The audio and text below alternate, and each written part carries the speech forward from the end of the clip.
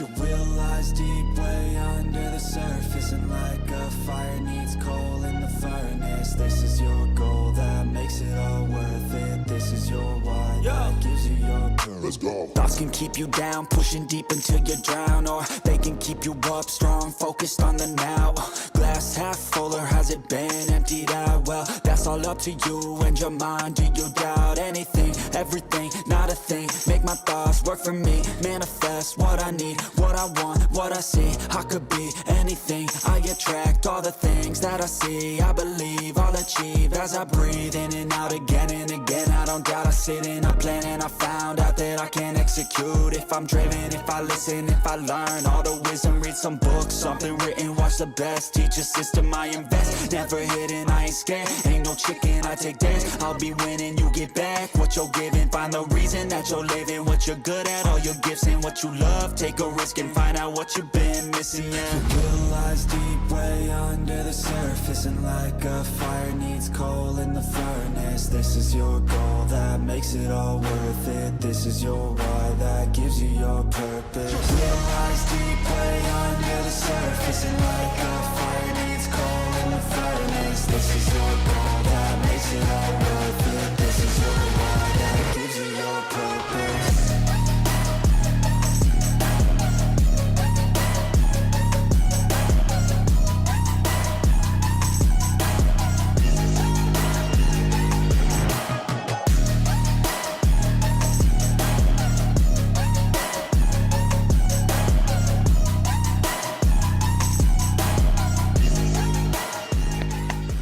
Welcome to the Party Pals GRC Mafia. I hope everybody's having an amazing week. Right out of the gate here, we are here to break down barriers, foster collaboration, community working towards a more secure future for everybody.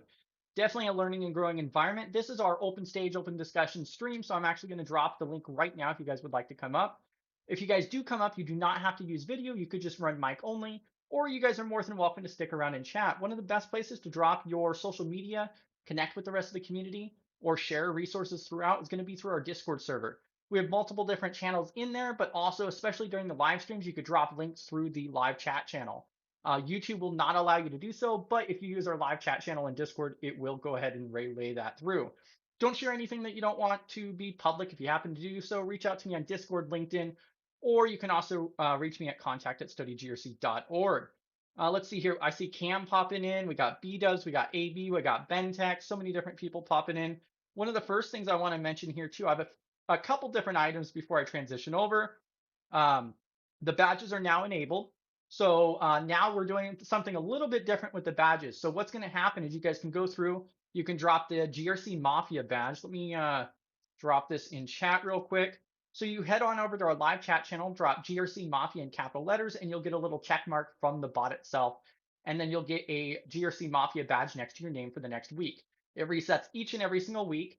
Now, what we're changing is now we're going to go ahead and do kind of like what Black Hills Information Security does, where you're going to be able to collect it week 1, week 2, week 3, and we're not sure like what kind of rewards there might be, or when it might end. Like maybe we'll just do 365. I don't know yet, but we'll figure it out. But so the week numbers will be assigned after the stream, because I have to run a bot after the stream that will assign those. So whoever obtains that during the stream will be assigned that additional week at the end of the stream itself when I run that bot. But so that was one of the first things. Definitely go through, collect that badge. Also, next week, the last Thursday of every single month, we have our job readiness group resume review session. If you guys would like to submit your redacted resumes, the best place to do that is our contact form on our website. So if you scroll all the way down on our website, then you can go through and submit your redacted resume that way. Just make sure it's redacted. Take your phone number out, your city and state, your name, your LinkedIn URL, maybe the company names even, just because otherwise we won't even show it, just for confidentiality purposes. AB saying that the bot's already #1. Oh my golly. Come on, AB, you're slacking there. Let's see, Cam was running pretty good there. Regine's in here. I also see member Letty popping in, GRC Mafia and KP. Right? Welcome to the party, pal. Let's go. So the badges, the resume, if you guys want to submit those, and also we have the coffee with the mafia, of course. So I'm going to go ahead and drop that link as well. Give the bot a few more points here in the live chat.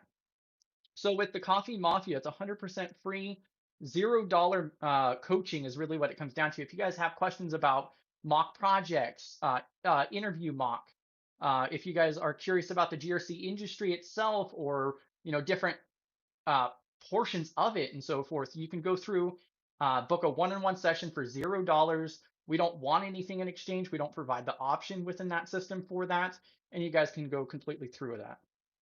Let's see. Let me change my microphone here. So let me know if the microphone's a little bit better. It might have had the wrong microphone selected. Okay, yeah. So apparently I was running the wrong microphone. As you guys well know, struggle streaming with PBO as the backup man there.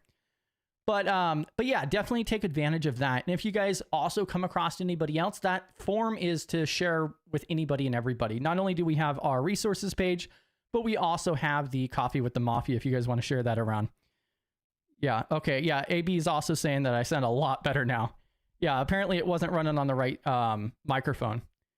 Oh, you got to patch it. Now, also, during the State of Study GRC, this is the last portion here, I promise, and then we'll go ahead and get into our primary content.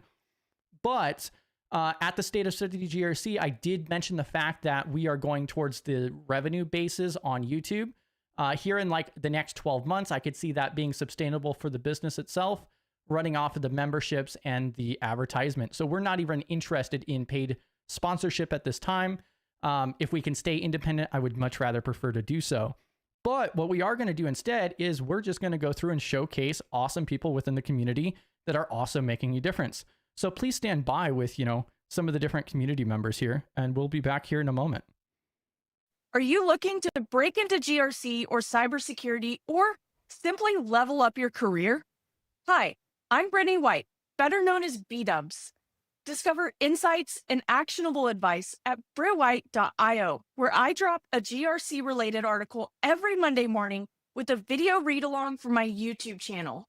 Visit brittwhite.io today to explore articles to empower your hacker mindset in GRC, and sign up for my free newsletter to receive them straight to your inbox. Are you worried about cyber threats but don't have an enterprise budget?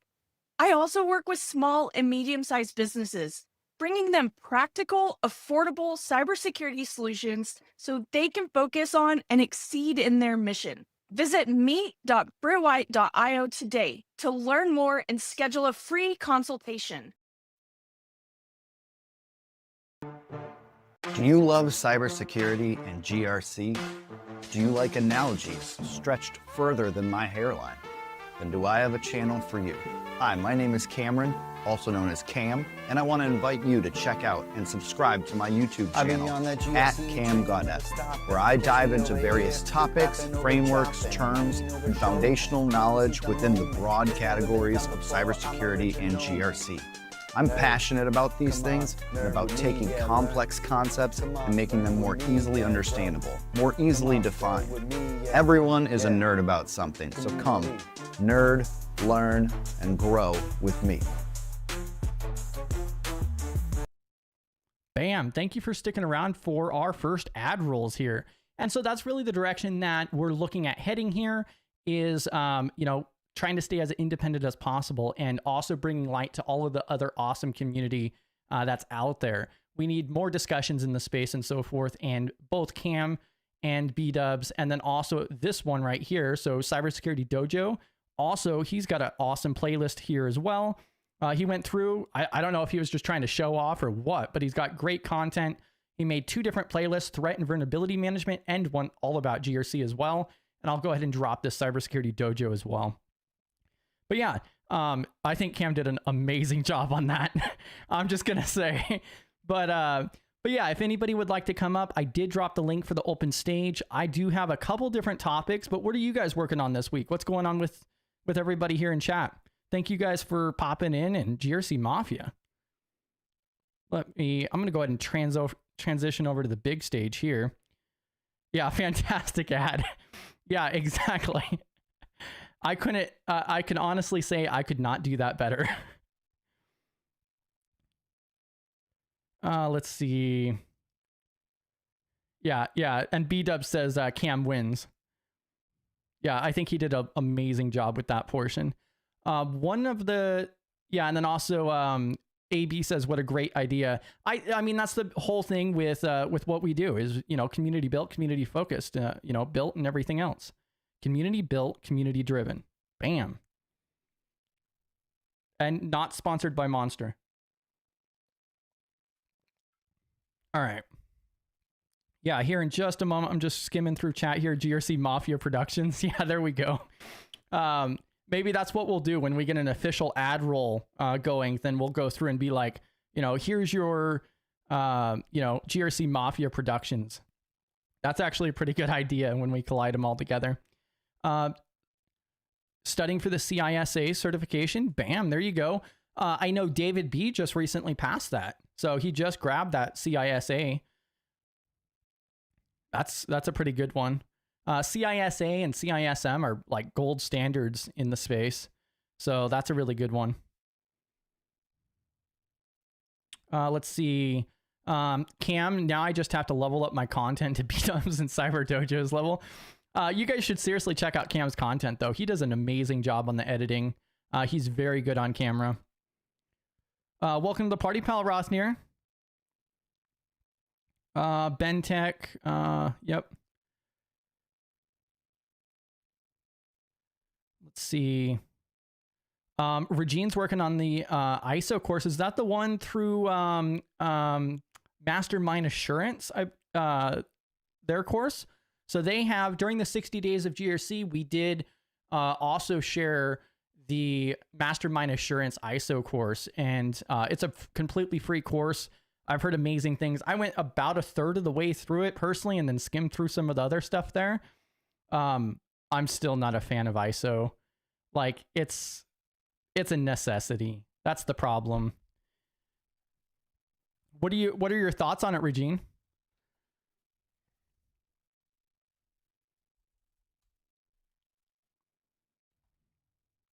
I've heard really amazing things. And like Chris Hildago is, the local SME for ISO, and he went through the whole thing. It's about 6 hours, 6 to 8 hours in length, depending. But yeah, he said that it was a great course. All right, so one of the different topics that I wanted, and like Cam even mentioned earlier, is it just my headphones? Feels like the sound's a little bit more airy. Yeah, at the very beginning, it just defaulted to my headset, apparently. Yeah, see, PBO's right with me here. Finally, me and PBO can agree on something. ISO, boo. It's a necessary evil is what it is. So, especially in today's world. So, eSmile ICT is asking, is the GRCP by OCEG, I think you meant OCEG, worth it? It's a loaded question, to be honest. If anybody else wants to come up on stage, I'll drop the link again and so forth. I'll give my take on it. So my issue with OCEG is the fact that as of right now, I believe it's $600 a year.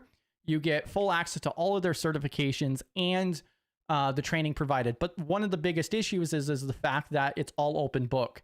And what I would strongly suggest is it's not that you're not going to learn anything. The problem is that it's very rare to see those on job descriptions just because they're open book. They're not as well known. They're not as credible as something like ISACA and so forth. And then also one of the other issues with OCEG is if you don't pay your $600 every year for the rest of your life, then you lose your certifications.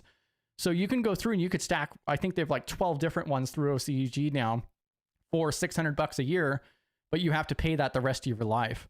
What I would suggest is to see if you can maybe have your company pay for that, or otherwise there is a lot of value in the material that you'll learn.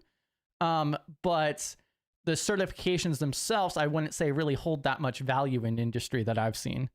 I will drop the link for the ISO here in just a moment as well.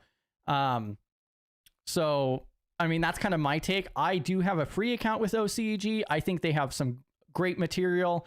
Like they have their Burgundy book or otherwise that's completely free and so forth.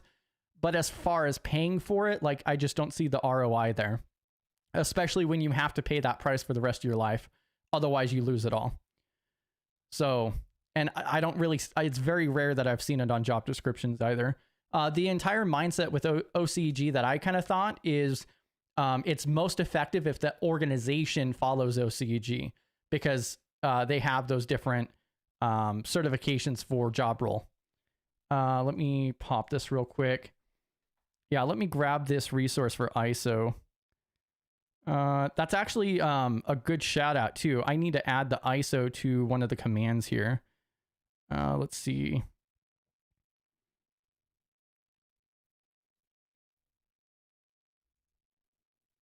Here, I'm going to go ahead and swap back over here somewhere. Here we are. So this is the ISO course with the OSINT 27001 from Mastermind Assurance, and it's completely $0. It has a really good introduction to the whole thing. They give you a history background. They explain to you the auditing process, the who, what, when, where, and how, the whole 9 yards. It's really awesome. So, bam. And I went ahead and dropped that link in chat as well. Let's see. But yeah, if you have any other questions, eSmile, definitely drop it and so forth. That's pretty much my hot take on it. I think they do have some great content and so forth. I just wouldn't pay for it just because I don't really see it around that much, especially on like job descriptions, unless you can get your company to pay for it, of course. Yeah, and then also don't forget to grab that GRC Mafia badge in chat. Like I did say at the beginning, we do have the weekly sections now as well. Also, welcome to the Party Pal, Rothnir. 2-month membership now. Bam. Let's see. Welcome to the Party Pal, David B. Oh, look at that. B-Dubs, 4-month. Man, what a show off. I think B-Dubs was the first one for the membership portion. Now, with the membership itself, that is actually where we get the majority of the revenue through on YouTube. We went through and enabled that just so that way it makes it easier for you to help support the mission and so forth. Don't want anybody to feel obligated to do so. But all it unlocks is just the custom emojis for YouTube itself and to help support the mission. I just wanted to make that portion clear. Open up the scroll. Any recommendations for transitioning into GRC? I have around 13 years of IT experience. Bam. Here comes PBO. I think PBO will tackle this one hard. Welcome to the Party Pal. What's going on? How are you doing? How was your Zero Trust? I missed you. It went okay. That's one reason I came up, because you said you had some Zero Trust questions. So. Oh yeah, I still have a whole collection of them. The problem is that you it's late night party with PBO. Okay, we can do it whenever. I just came up. I know B-Dubs because I know she had her Zero Trust, so I know if she wanted to do it with us. But so whenever. Do you have any recommendations for transferring into GRC with 13 years of IT help desk system admin? Of course, yeah. What I would do as a firewall, because we talked about that, the GRC technical side, I would work on hardening the those particular, like the firewall, because those are always a bit of an issue. Cisco was the 800-pound gorilla. I think it's Palo Alto. So work on hardening, and we have videos on that. Doing the STIGs on the firewall, doing the CIS checks on the firewall. Then when you do them, you have stuff you can do, so you can create findings and poems. It's just kind of getting the use of that security program from the technical side. So we can set up a meeting if he wants to dig into that more. Yeah, so open up the scroll. This is like a perfect thing for the Coffee Mafia. So what we do is it's completely free, $0. I'm dropping the link in chat for it, and it allows you to book a one-on-one with a volunteer to talk about, you know, job readiness, mock interviewing, and so forth. Because it is a little bit difficult. Like if you want to come up on stage to give us more background, because you apparently do have quite a bit of background experience, which is going to make it a little bit easier or, you know, different than somebody who has no experience at all. And no, I think play up your technical side, because I think a lot of people forget that from GRC. A lot of times we work with those teams, but if you have a deep understanding, long story short, I programmed for 10 years. So that's really how I got in. Purple team, which is application security, running through those findings, running through those checks. Once again, coming up with poems, findings, and mitigations for those, and getting used to that paperwork from the GRC perspective. Yeah. Yeah, I think it would be especially with that experience that you outlined there, like the IT auditor positions and so forth.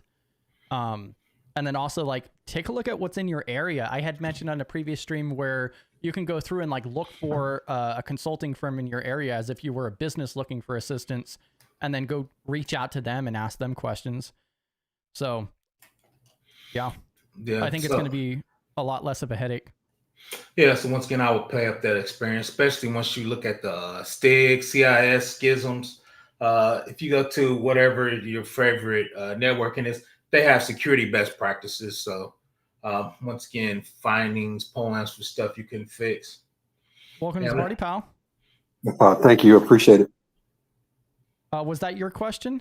Yeah, that was my question. Yeah, I've been in IT for about 13 years. You just getting in there good. You just getting your feet in there good, man. Yeah, it's got my feet in good, man. I've worked at just about probably 4 different companies. Some help desk experience. Actually worked for an energy trading company, and so I got to dealing with compliance issues with regard to a publicly traded company there.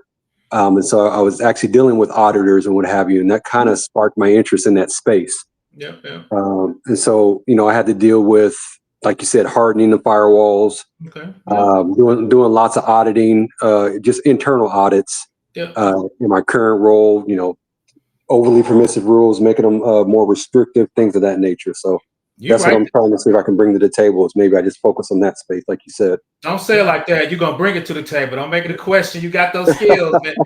There's like 80% there already. Yeah, man. There's though, Nah, you got it, man. You right there. You just need to, once again, you got the hardening, you talked to auditors, you got the findings, just kind of figuring out that paperwork, right?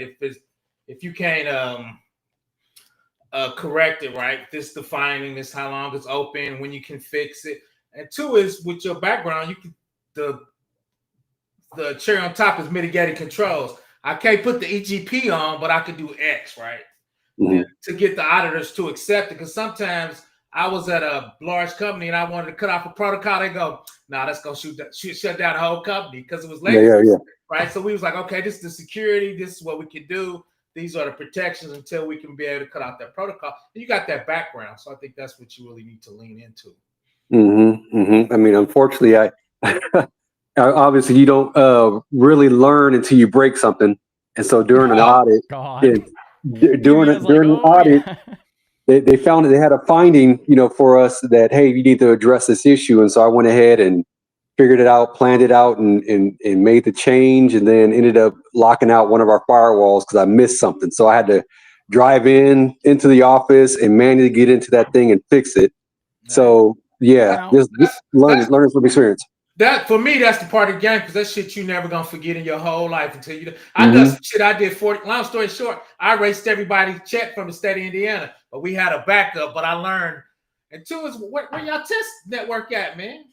Y'all gotta have y'all test subnets, called man. Test in production. Yeah. So, but hey, sometimes you gotta do what you gotta do. But I think once again, you got the background. I think once again, the GRC security program part, right, is what you really got to get used to. Like when you work in auditors. Go ahead, Chris. Go ahead. Have you gone off and got the CISSP or CISA or anything like that? No, that's the one. I mean, I have the books on it. So I just got to sit down and spend time to do that. I think I really wanted to, I guess, start off with I forget is it Gerald? He has Gerald. I have his GRC course, and so I need to spend some time going through that. I went through the first part of the NIST course too, as well, the cybersecurity framework. Went through the first part of that. I'm getting ready to start the second part. So I think my biggest thing is just trying to be overly prepared. That's what I've really been trying to do. So that's just trying to figure out where do I stop and just start applying. Just jump in, man. Don't overthink it, man. Don't overthink it, man. I'm right there with you. You like me, man. You want to make sure we ready. You over prepared. Imposter syndrome. Just jump in, man. The worst thing is you gotta go find another job, man. I wouldn't be scared, man. Exactly. Yeah, Okay. get on in there, man. And too, like Chris said, the community's gonna back you up, especially if you deal with this. PBL always got your back, so ain't nobody gonna outdiss me. Ain't nobody when gonna he responds on Discord. Hey, well, Chris got my number, so he can always reach the old guy. Great. Yeah, just contact his virtual assistant. Facts. But no, I think you got it. It sounds like you're definitely on the right track and so forth. The only reason I mentioned like the certification portion is because like that's still to get past the HR perspective. But you know, you could also, you know, what kind of networking, maybe conferences. Maybe there's a pivot in the existing company you're at. So I'm gonna tell you what I told Chris a long time ago. He kept saying, "No, start a YouTube channel, man. People reach out to you. You become a subject matter expert, and two is you get good because people gonna critique your videos. So I never take it personal. So that's what I would do. And shout out to Chris and B Dubs. That's part of your personal branding, right? So I think that's the thing I think people need to get into to get yourself out there. My favorite auditor in the house. What's going on, everybody? But yeah, so real quick, you got it, man. I think once again, the technical side, you can always reach out to the big consulting companies. When they step out, they always need networking and admins to do those findings. To be a subject matter expert, because a lot of times, what industry have you primarily stuck around in? I've been kind of all over the place, man. I was, let's see, so I started off at a print company, working primarily for Xerox. And then I went to the public energy sector. So I got NERC compliance and what have you. So I dealt in that space for clean energy. I've worked for a lumber company, you know, doing all of their network engineering and security because they actually had a breach. And so they brought me on to help with kind of, they had a flat network. So then basically kind of, you know, working, you know, to VLAN everything off, right, and to get some intermediate firewalls in between from the WAN internal, and then you know, right now I work for the government, so I do all of their firewall work and switching work. So, you right there. A little bit of everything. No, I think hopefully you don't have SharePoint on prem. No, not on prem. Fortunately, we didn't have to deal with that issue with the 0 day because they were in the cloud, so we were in a good place for sure. Everybody's scrambling for that one, man. I know a lot of people scrambling on that. It says that there's only like 8,000 instances on Shodan but there was a good portion between Canada and U.S. But you know, the ones that make news are the ones like the National Guard, right, and just different things like that. But you can double that number, man. I bet you're right. I bet you're right. That was just the 8,000 that was online at that time. And two is a lot of people, as soon as they heard, a lot of people start shutting stuff out. Yeah, unplug. People start shutting stuff up and changing routes. Like my man said, I think we might need that micro segmentation going on right now. Get that in there. Yeah, start separating everything. Well, gentlemen, thank you so much for your time. I really appreciate it. Yeah, I'll let you guys get back to it. Yeah, set up a coffee with my man if you need it. And okay. If you need some more detail, and if you need to bring me in, we can chat with you. Okay. Yeah, appreciate it. Reach out in Discord and so forth. But yeah, GRC Mafia. Yeah, GRC Mafia. Yes, sir. Yes, sir. All right. And now we got David B up here. Shout out to you, David B, man. Hey, yeah, man. I'm making a little dinner right now. Sorry, that's why I got you on without the camera. But I excited to hear that you know, people are paying attention to those things as soon as they happen, right? Nobody thinks it's going to happen to them, but then boom, all of a sudden you're like, oh, wait a second, I'm running that. Oh, sorry, well, I better go patch that. How it typically turns out? It is. Oh, this could never happen to us. Now everybody's running to the cloud. Maybe we should get on that cloud instance. And JT mentions here, expecting to hear that tool shell will go beyond on-prem SharePoint. Well, to what? Like, are you talking about to Outlook on-prem, or you? Well, look, I think if it's Microsoft, if it's anything Microsoft on-prem, it's probably vulnerable. Possibly. I don't know. I don't want to go. Everything's vulnerable. I mean, well, there you go. Yeah. I mean, we've been patch Tuesday for 20 years. So I was tired. I did a 3 mile walk and it's 90 degrees and I was too old to be out there. I think I did a little too I am. I'm tired. I got to lose some weight though. It's not magic. So yeah, I did a 3-mile walk and it was 92 degrees here. But yeah, that's what JT says. Yes, that's exactly where my mind was going. So, what, Outlook or just all of it? All of it together? Yeah, I think that's what he's saying. Yeah, Pass the Hash was around for 15 years before they patched it. So, well, then hell, the print spooler too, right? So yeah, isn't that still vulnerable? I don't know exactly which one. I'm sorry, but no, you're right sure there. Somebody here. It is. Yeah, I'm not. Yeah, that's kind of out of my bailiwick, man. I just still go to the cloud. Like that's gonna solve everything. Yeah, and then I was gonna circle back to this real quick. So Ben Tech mentioned that he took the ISO course and that it's not bad for the free course. Just not a fan of it saying certified lead auditor. That is a very, very valid thing to shout out there. Good as point. Well. Because they're not only that course, but if you look at a lot of the different courses like on Udemy and so forth, they're like, oh, certified lead auditor for ISO 27001.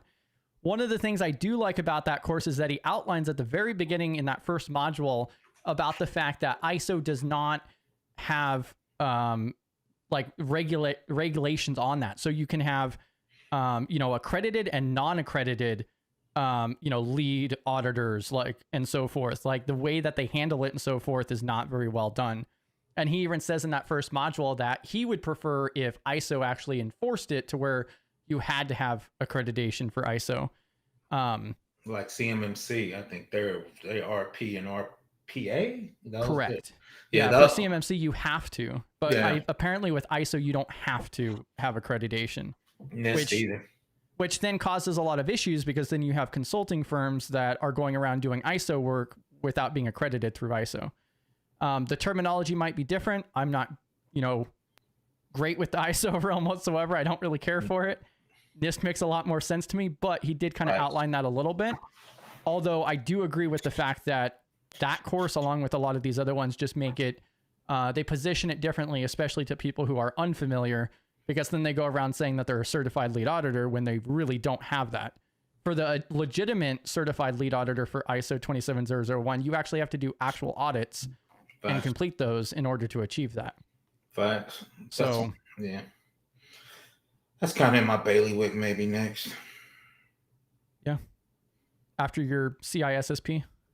Yeah, which course are you going to take first, next, last? I don't know, man. Why you put peer pressure on me, man? I'm pushing back. I need you to get that wheel done. You're getting older, man. You got to get that wheel done. That wheel might not never get done, man. It is what it is. I got what I got, man. It might be too late. It is what it is.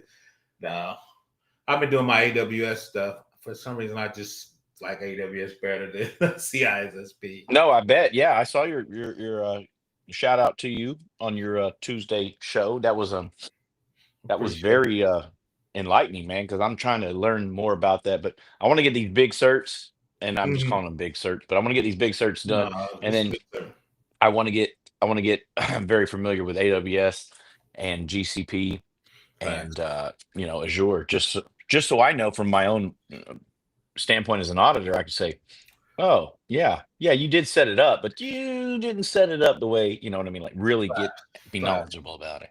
Yeah, that's one reason. Long story short, I was doing all the software for a big company and all the vendors were in AWS. I'm like, I need to get a little better if I'm going to do a risk assessment on these vendors. I need to understand these services a little better. Yeah, and JT even mentions Print Nightmare and Log4j recently. Oh, shut up for Log4j, man. Log4j was even tougher because our vendors had Log4j embedded in their software and didn't know it. I was like, dude. So we were. Oh, I was just gonna say, Min also gave a really great example because when the Log4j was taking off, like his company was freaking out about it, and then he's like, "It doesn't affect our environment at all because it doesn't have access through those ports or otherwise." So he said, even if it's on in our environment, it can't do anything. Well, that's true and false. Like you said, you can't come in on the outside, but if I'm laterally moving on your network, I can touch those ports. Yeah. Right. But if they're not on the network, they're hard. But if I'm inside your network, but my thing, if I'm inside your network, you got bigger problems. If I'm moving around inside your network and I can move around like that, I probably got some kind of domain admin. You probably have bigger problems than Log4j, but What is AB's question there? Sorry, I missed it. Was that something you already handled? Oh no, I'll bring it back here in just a second. Yeah, and then JT says, yep, it was some pen test engagements where I found ESXi hosts that were also external facing, another program altogether. Facts. Yeah, I'm familiar with the ESI host. Shout out. They should have been Stig. Hey, PBO's got videos on Stig. Gotta Stig them. Yeah, so AB was talking about the verdict on the accountabilities channel. So we had a member in the Discord server ask for an accountabilities channel. If you guys are unfamiliar with what that is, basically what most Discord servers will go through, like for study groups, they'll make an accountabilities channel where the purpose is you post like your daily or weekly goals and what you're going to complete. And then you follow up on that in that channel later on and say, hey, you know, this is what I completed today, or this is what I got done from my weekly, you know, to-do list, basically. And then you also, you know, try to keep each other in check and have that public accountability aspect. So AB's going to whip us if we don't do it, is what I'm hearing. You know, Cam already volunteered to be the one to do the whipping. So shout out Cam. Yeah, I mean, it's the only issue is we just got to get the people involved with it, because if it's only a couple people, it's not going to really run itself. So that's kind of like the votes that we put through already. We've already gotten majority in the Discord server. So it looks like the biggest debate is whether we just use an existing channel or if we make a channel. So there's an ongoing poll for that now. I will make a channel. Yeah, but you're not even in Discord anymore, PBO. I am in there. I'm taking a little break. What the channel is? I know what the channel is. I will take, take a little break. I'm about to jump back in there. Pop quiz, PBO. What's our main channel called? Hell, I don't know. I ain't been in there in a while. You changed the. I'm thinking of Ocean. You changed the name of all the channels. I was struggling for a while. Just go with community or discussions or something. Yeah, I can't. That's okay, PBO. That's all struggling. Good. Chris know how to find. got a lot of stuff going on. But when Chris sent me something, I answer it. I answer it. Remember, Letty also says most traditional orgs use Azure, but AWS is more popular startup in big tech, or AWS is what I've noticed. It also seems like there's more that are doing hybrid cloud too. I call that multi-cloud, but yeah, you're right. Multi-cloud. Yeah, most people are going to, because even the AWS expert here. Yeah, because most people are going to lift and shift their Office 365 in their teams. That's so easy to do. CISA calls it hybrid cloud, so just so you know there, buddy. All right. Okay. So CISA's wrong. CISA's wrong. That's why a lot of people get those wrong. I'm humble enough to say I failed one time before last year in June, and it's because I thought I knew what the hell yeah. And then when you just really got to flip yourself in that mindset and say, no. A lack of standardization. I don't want to go there, but it's just not what we always see and do. So no, I agree with that. And that's it's probably what we should be doing. However, there's probably some cost prohibitions and blah, blah, blah. So now trying to switch gears now I'm going from the auditor to the manager, the CISM, and trying to switch gears in my head and say, okay, don't read that question the same way you just did a month ago. Read it like this. So yeah, that's why I didn't pass the CISP first, because I was reading it from a tech standpoint and not a management standpoint. And PBO, for both of you guys, actually. So on the CISSP, isn't it people? Oh, man, I literally just had it. People, processes, and technology, right? Is the CISSP? Yep. But also, I've heard a lot of people refer to it as people, processes, and systems. Yep, I would say that both of those are true. My thing is a management test, and I was answering it from a technology perspective. And I think that's why I didn't pass the first time. Yeah, I was just throwing that out there as like another example. People, processes, and technology is the correct one for CISSP, but people, processes, and systems is another one I've heard. So, yeah. Most of that stuff for me is like, dude. Like the encryption, I'm like, dude. they got that whole big encryption block. I'm like. Oh, that reminds me, I got to do a corrections based on that post-quantum discussion. JT Webb, do you get beat up for not completing a goal? Maybe you'll get like a negative rep badge next to your name or something. Maybe we'll do something like that. I don't know. A self-assigned, red, yellow, green. Yeah, exactly. Stoplight. We'll start a self-inflicted rating system of some sort if you guys want. I mean, that doesn't sound attractive at all. But he was like, no. Well, and that's my issue with an accountabilities channel is I think it could be effective if that works for you. But like I've been in other study discords and so forth, and those channels just die because, there's not enough people who go through and use it. Yeah, I wouldn't use it, but I'm a little different. I just make a list and go through it. Like, I'm gonna do what I'm gonna do. For some people, I'm old. I'm gonna do it or I'm not gonna do it. I don't need reinforcements or sharing. No, I'm not. Positive reinforcement. You're gonna give me vodka on the rocks. I mean, what you gonna do to reinforce the positivity? So, give me a that boy. I mean, I don't know, but we'll see, it works for some people. But I'm just at a point where. And then also Jasmine has AI and blockchain technologies arriving almost simultaneously are going to create a plethora of issues for GRC in the next few years. Any thoughts? For me, what I see is most companies have AI committees and half the time they're blocking AI. And I haven't seen blockchain in the wild. Never. I've never seen anybody do a blockchain database. I mean, I know it's out there. I know the reason why, and I think it would be good for GRC. I just never seen anybody people use because we got so much legacy out there. We got to handle the legacy we got out there. I think the AI is going to cause a problem because people doing shit at their desk that people haven't approved of. So that's what I see more of in a while.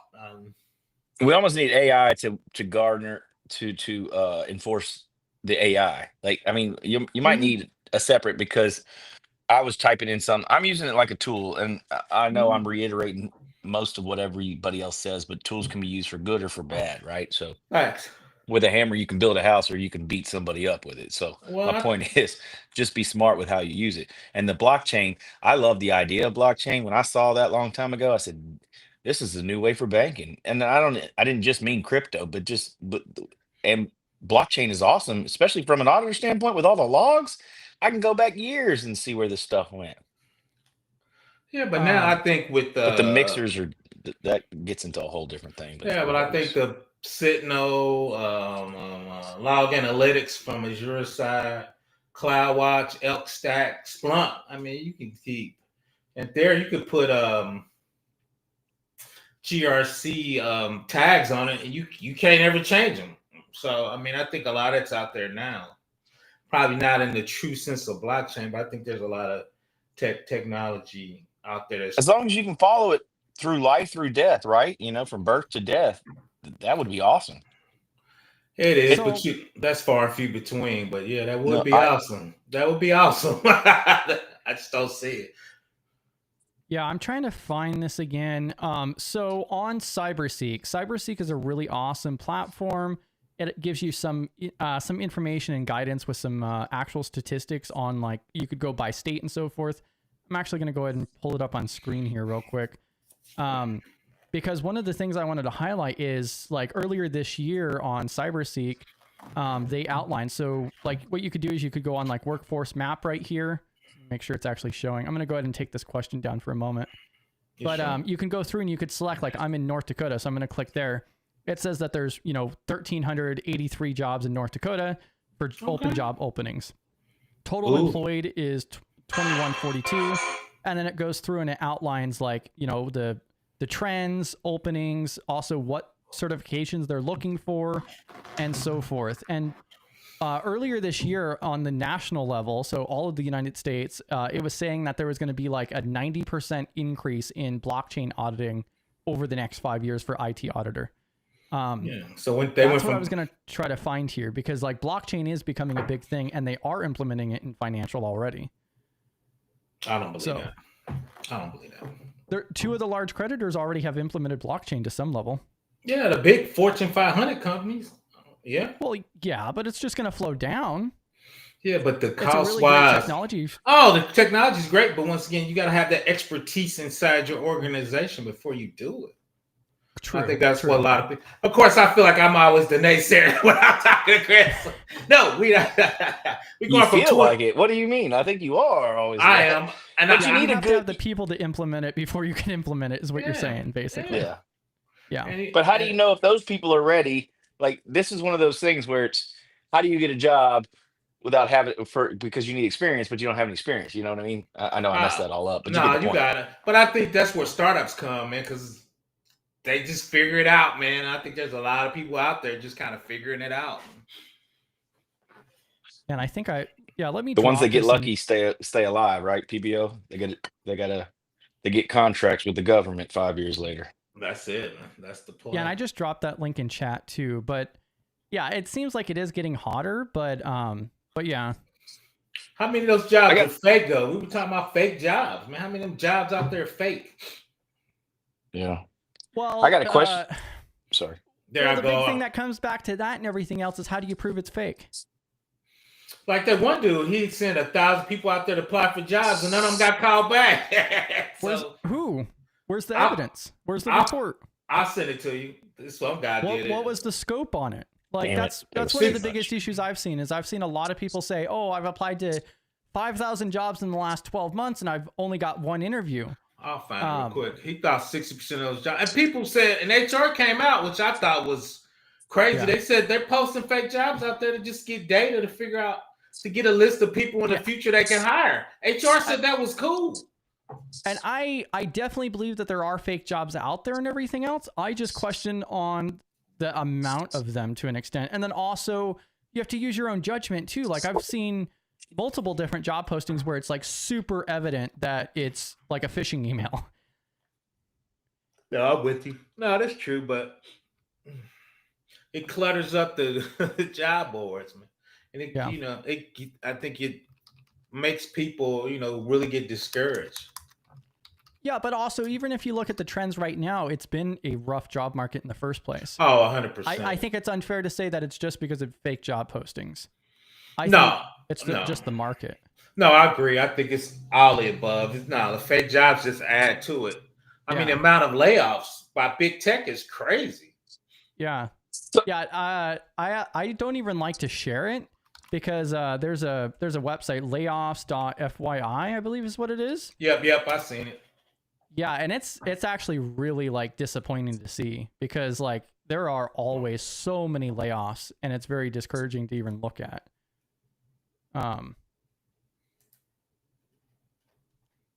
But yeah.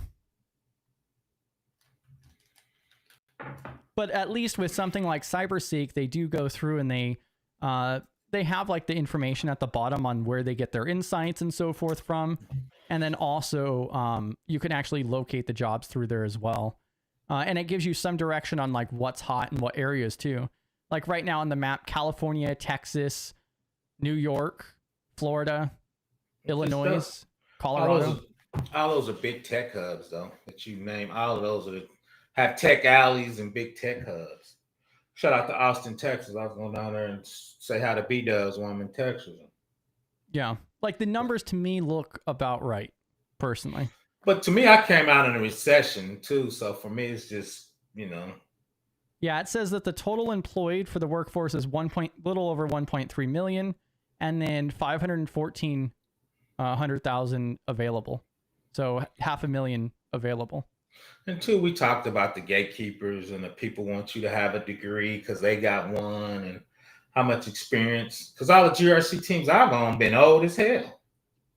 So speaking of all that, you brought up the 8570, and I looked because I was curious about what you were saying. So if you could go into more detail what that is, but I didn't know, but the CISA is an IAT level 3. So I saw a position that was in Maryland in Annapolis.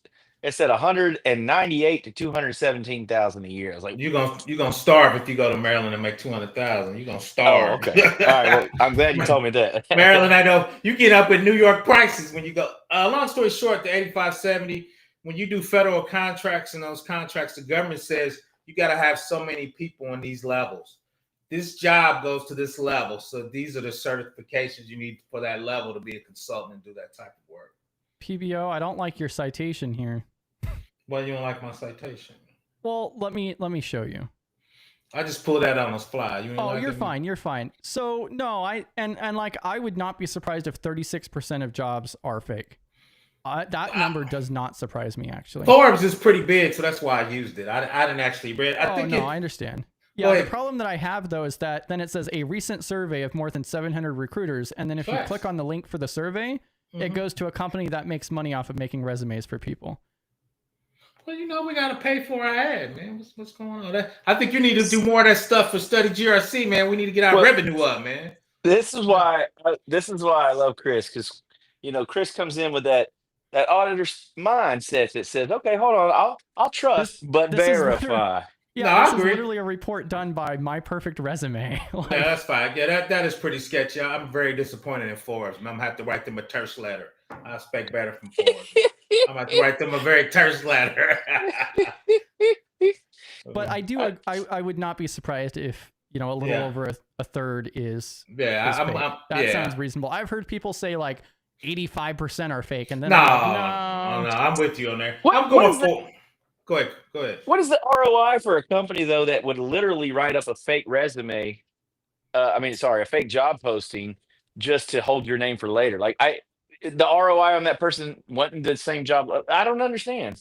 So I've heard two different stories to this. One is literally to sell your data. Another one is I can understand. The actual hiring people are just trying to make their jobs worth it. So, they could say, oh, well, this is what we've been doing kind of thing. And the other make their job important.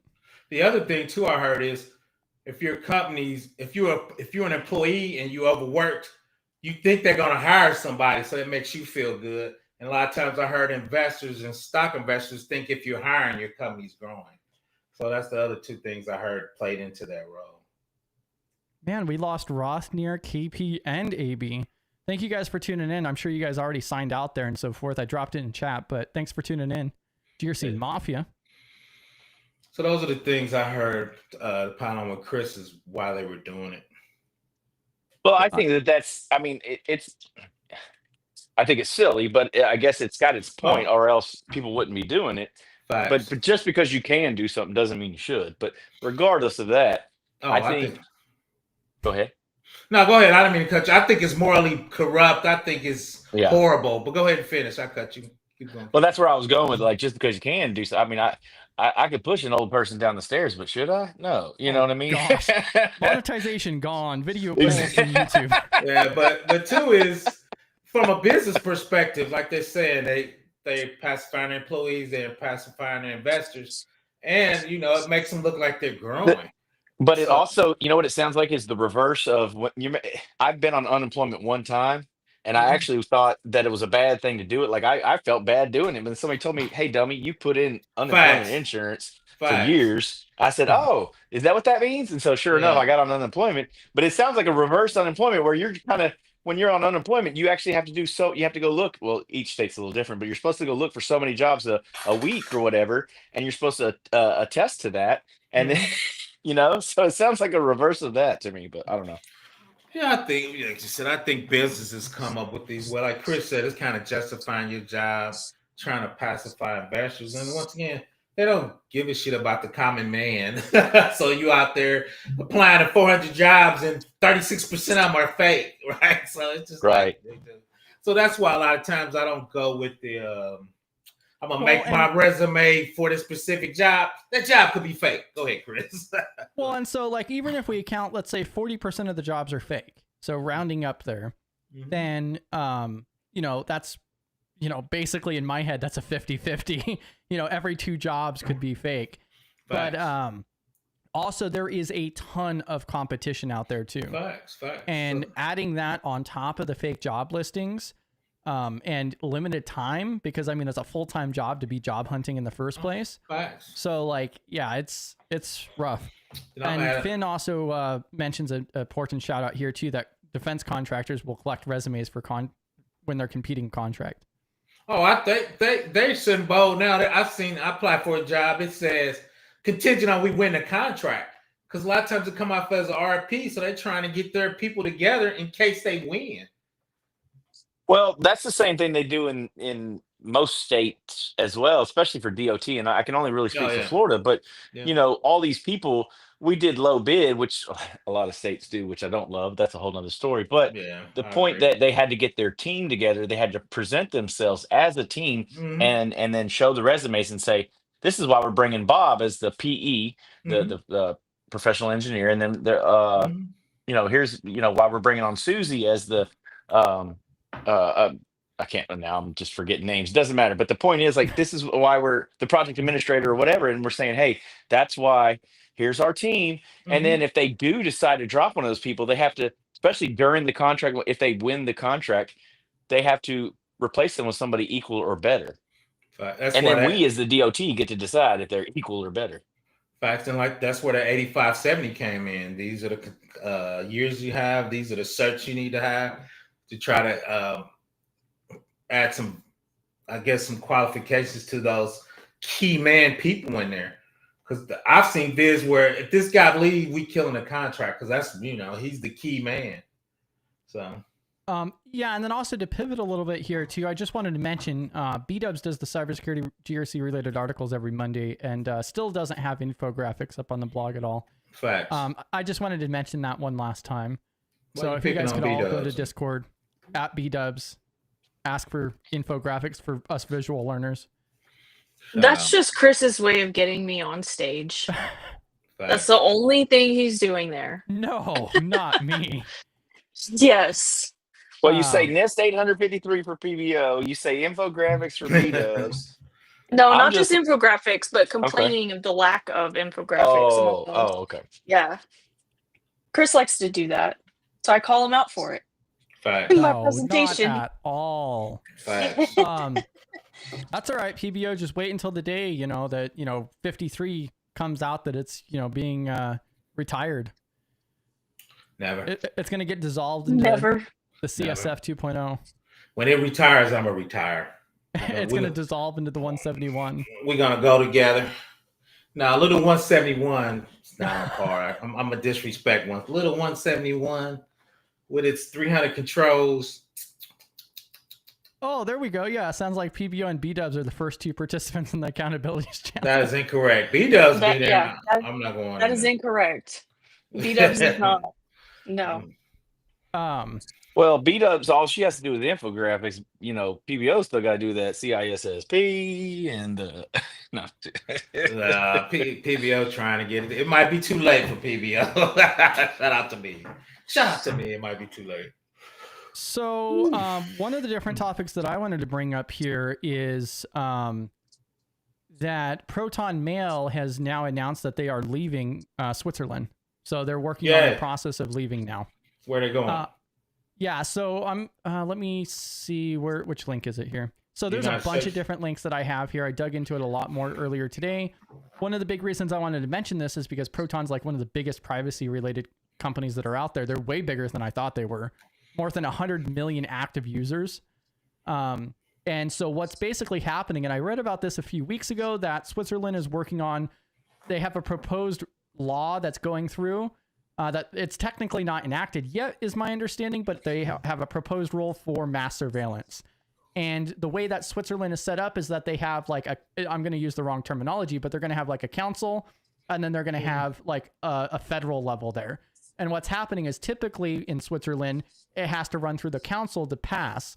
But what's happening is their federal, in relation level is just trying to push this through without like a council vote.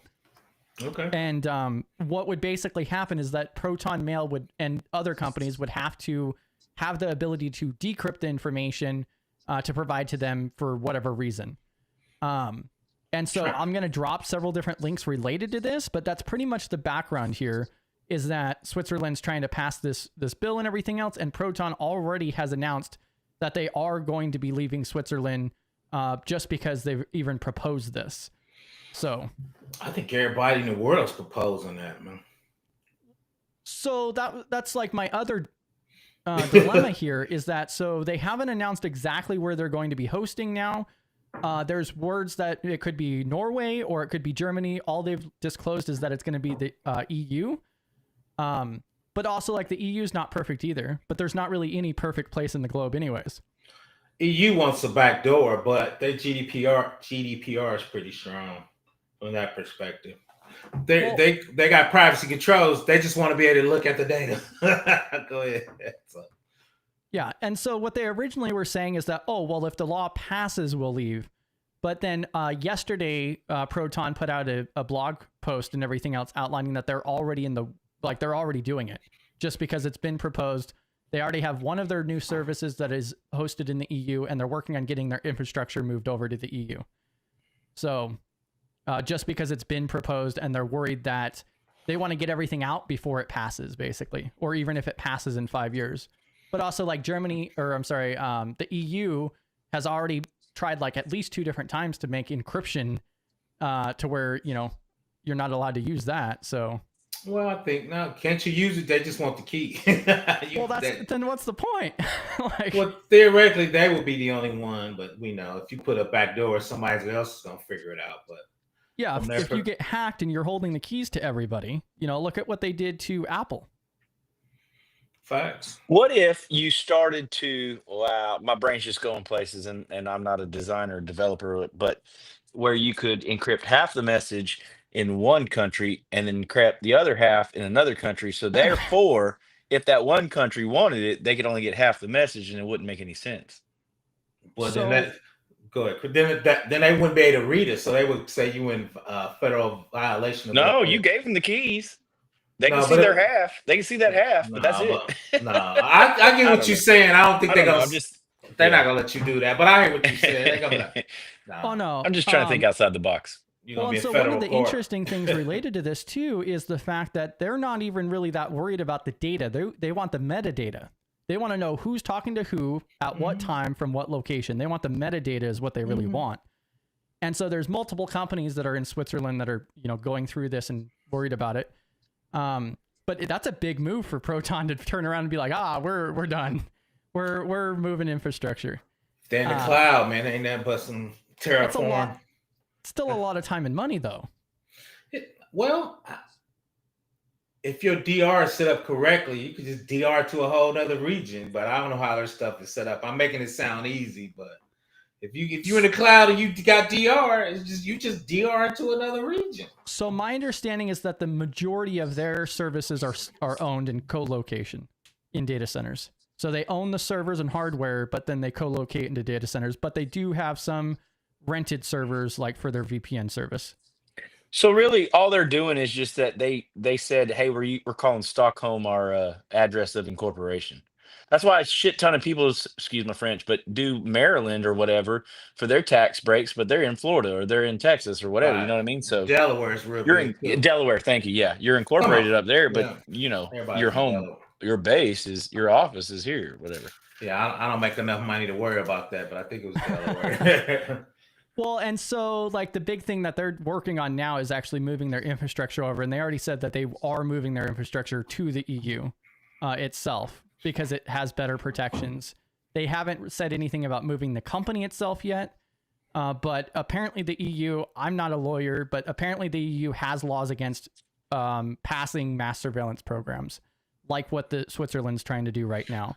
Yeah, but I got to go look because I thought they wanted the keys so they can be able to do it for investigation, though. But there was something that came out in the news not too long ago. Yeah.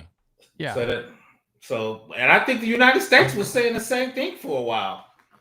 Yeah. Because it's dark, meaning they used to be able to encrypt and see messages and do stuff.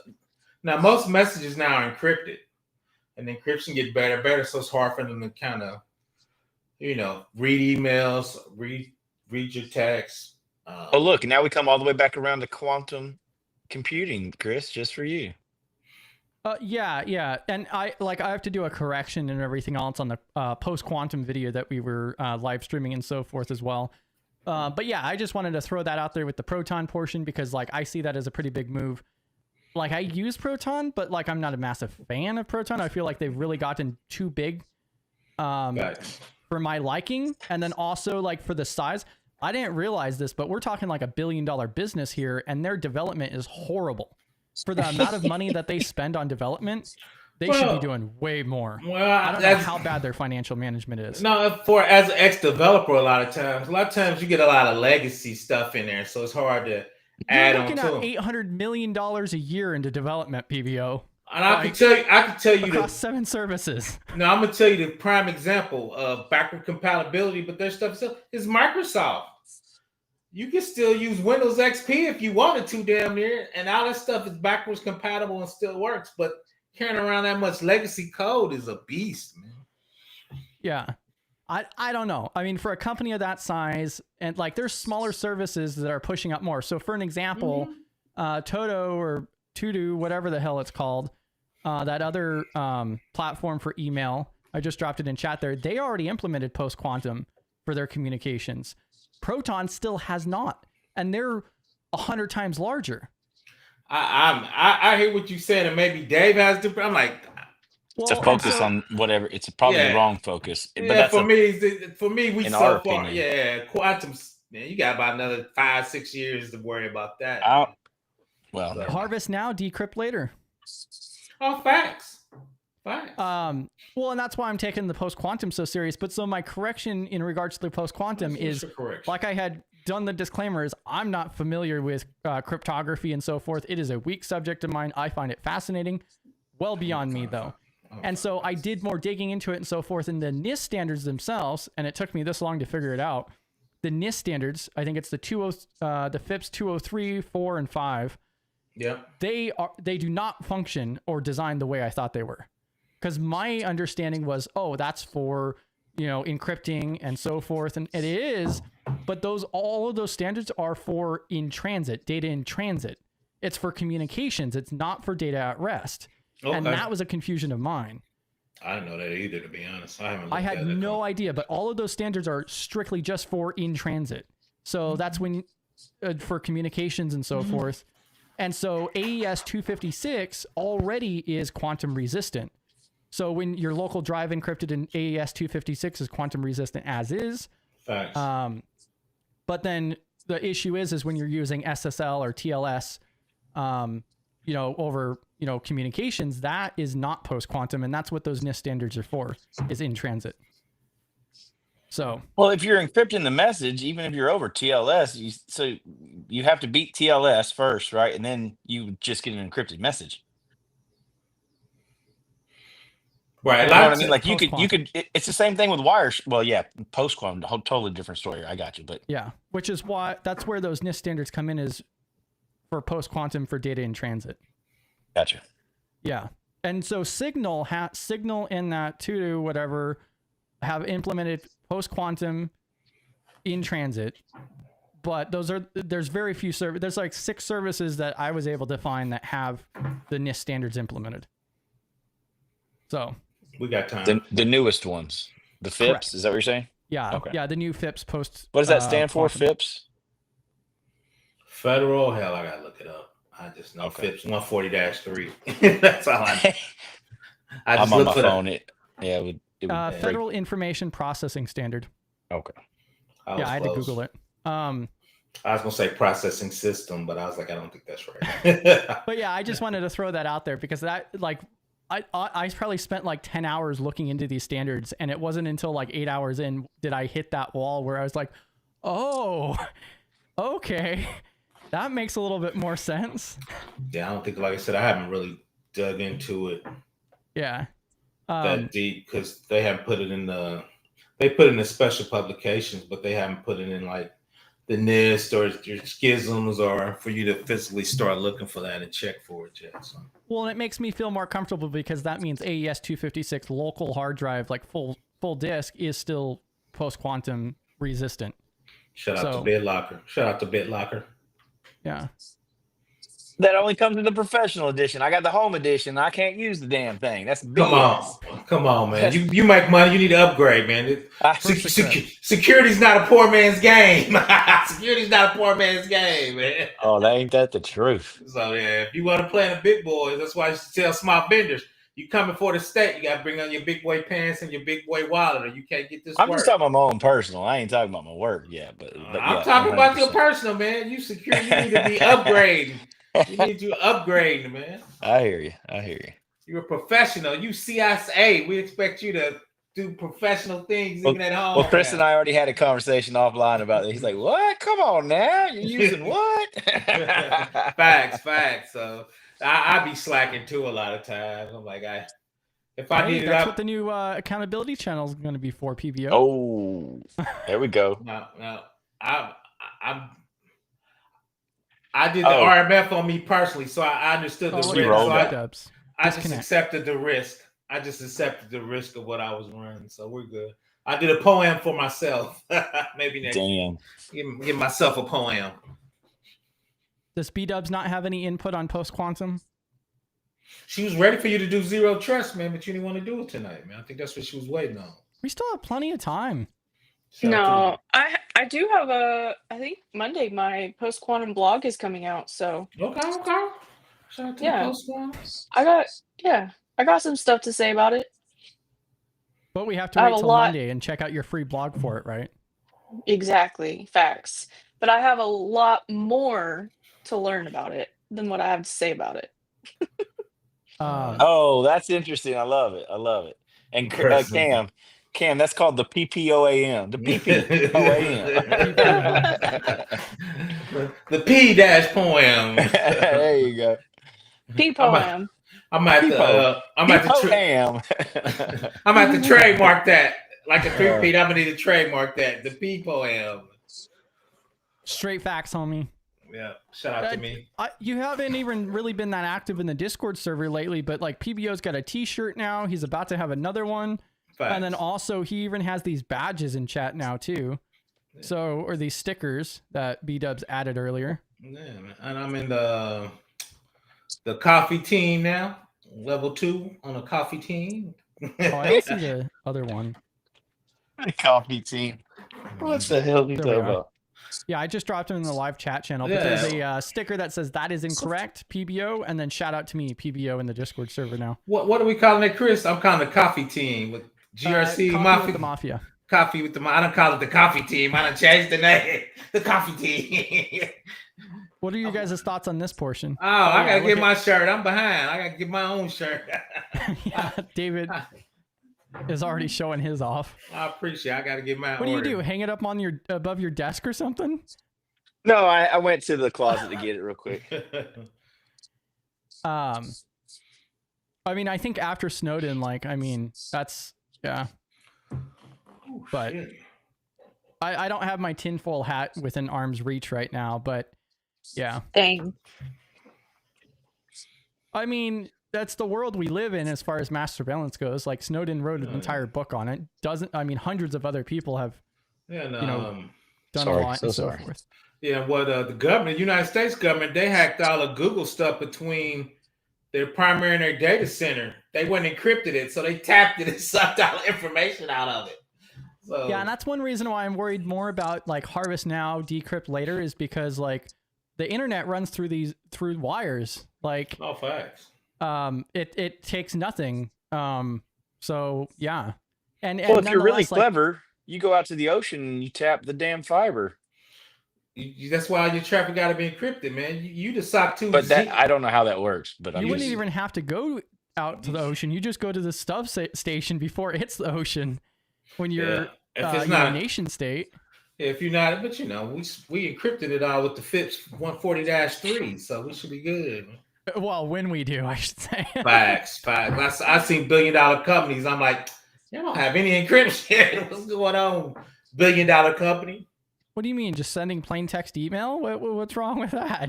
Oh my God, they were doing some weird stuff. I posted that you mentioned there was a question during your presentation about like one of the biggest issues that you see or otherwise you mentioned about people sending it via like confidential emails and so forth. And I made that a short, and it actually kind of was a hit, I noticed. Okay. People like that statement from you.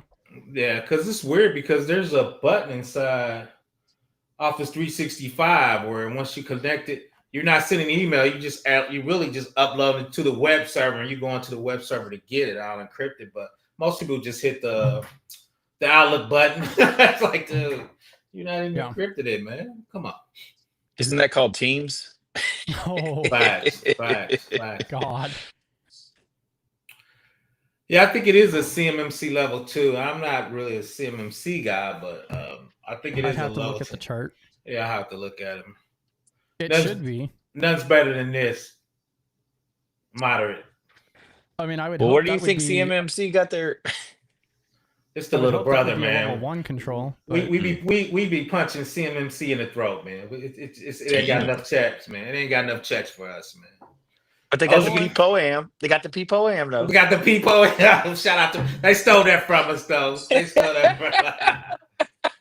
Actually, I was out there looking at the favorite poem. I'm like, that is too big for a small company. Somebody asked me for some poem. They're about to have a P-Stig. They're gonna have their own P-Stigs. Big out facts, there. man. I be sticking my stuff at home, man. Shout out to the Stig. Shout out to Chris. Keeps saying CIS level 1. I be trying to mute him every time he says CIS level 1. I try to mute Chris. It's IG1. Is it IG1 or CIS level 1? What is it? Yeah, CIS has IG. Okay. Still don't like it. Still don't like it. Oh, you're talking about like the requirement area? Yeah, so CIS has the 3 different groups. Yep. So IG, which is implementation group, and so you have it's basically level 1, level 2, level 3, but they call it implementation group 1, 2, 3. I call it baby 1. Oh God. It's so little. You also call the CSF the little brother. Yeah. What I was going to show here is that this is on GRC Academy, and they have a really good control explorer, no ads or anything like that. Not that I would see in many ways because, ad block, but, we could also search on here, for all of the different controls, and he keeps this stuff updated really well as well. So like I'm just searching for email for an example for all levels. And I can go ahead and select, CMMC level 1 that includes email. And then we're left with these 4 controls here. So can you guys even read that? PBO might have to put his glasses on. I did. I was squinting, but I can read it. I was squinting. I can see it. Yeah. So like provide protection for malicious code at appropriate locations, perform periodic scans of files and external sources, authenticate or verify identities for those users, processes, devices, verify and control, limit connections to external information systems. Level 2 has 14 different ones that mention email. Users, activities. Yeah, so like this one states that, they have to follow, people are informed about policies and procedures. So track, document, report incidents. What was going to do? So this is what I would be looking at if I was legitimately trying to figure that out quickly. Hold on, stay on that split tunnel.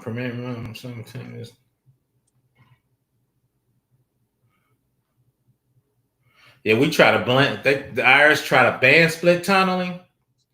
We had to buy so much hardware at the state. We were like, dude, you can't ban split tunneling because that means you gotta let the information out, right?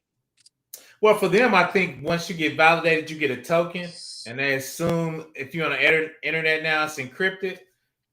Oh, so yeah, we don't like that. Split tunnel force you to stay in that private network, but you gotta have your own port. We have 40,000 people working from home. We like, dude, we ain't got that many ports, man. So, because originally those ephemeral numbers go way up there, man. Way up there. Because when especially doing teams.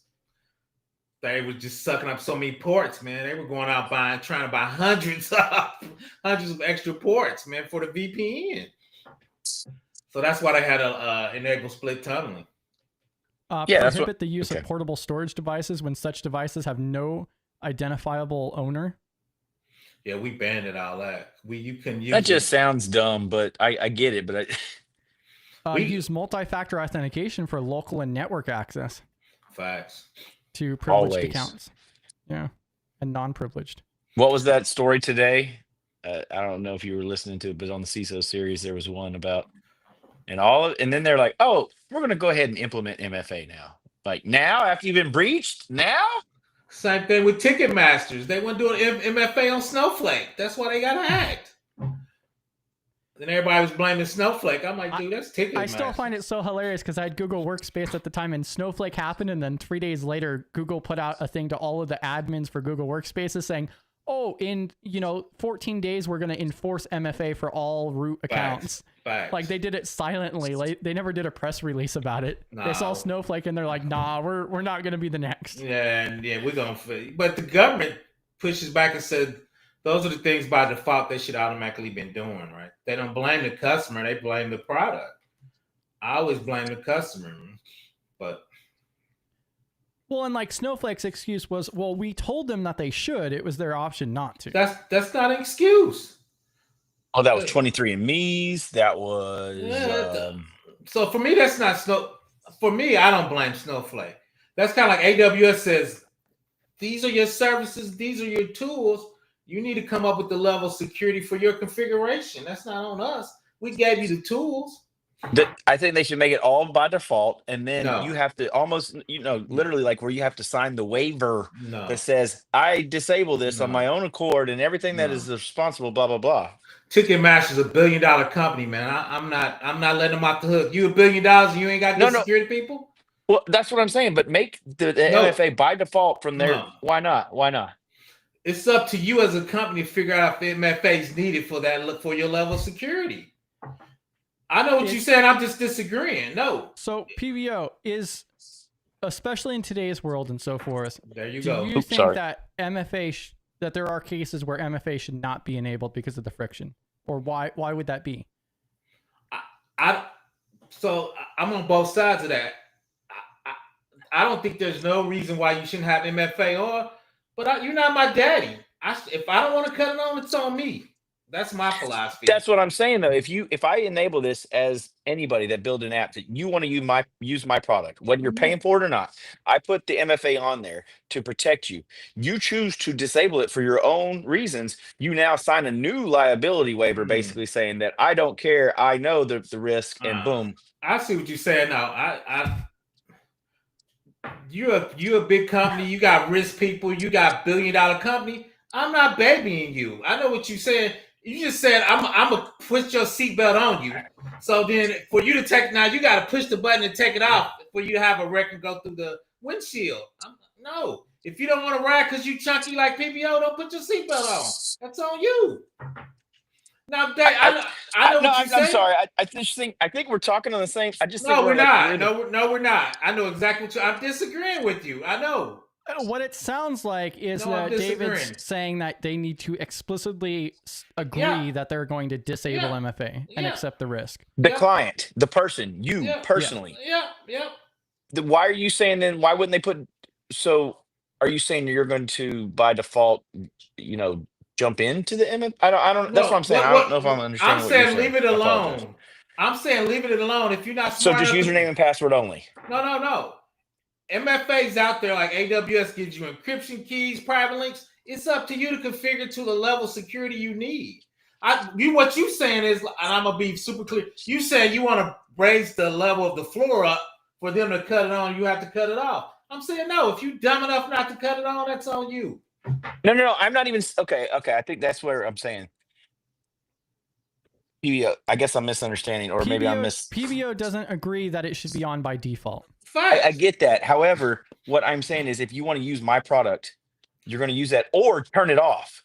But that's your choice. I'm disagreeing with you. I know what you're saying. Okay. I know what you're saying. Making sure that, because it seems like you're saying that the parent and keep in mind, this is coming from somebody who's a 53 SME.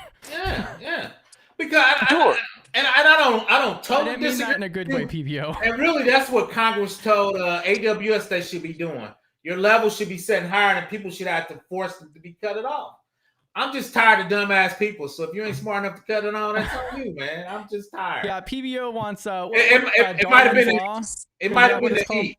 It might be the heat. I might come up with a different decision. Okay. What if instead of turning, because now you're super responsible and you decided not to turn it on, what if you then signed that actual waiver then? Like if you don't turn it on, it's still a waiver that basically tries to limit the liability from the company itself. We gave you the option, Mr. or Mrs. Smart Person. You chose not to use it. You got violated. You are a dumbass. Boom. No, I agree with you. Like I said, I don't totally disagree. I'm just to a point it's a shared responsibility. If you can't handle your responsibility, get out the game. So that's all I'm saying. I know, but sometimes we have to lead those horses to water. Let them drown. Well, let them drown. Hell, they haven't even made it to the water. They can't drown yet. I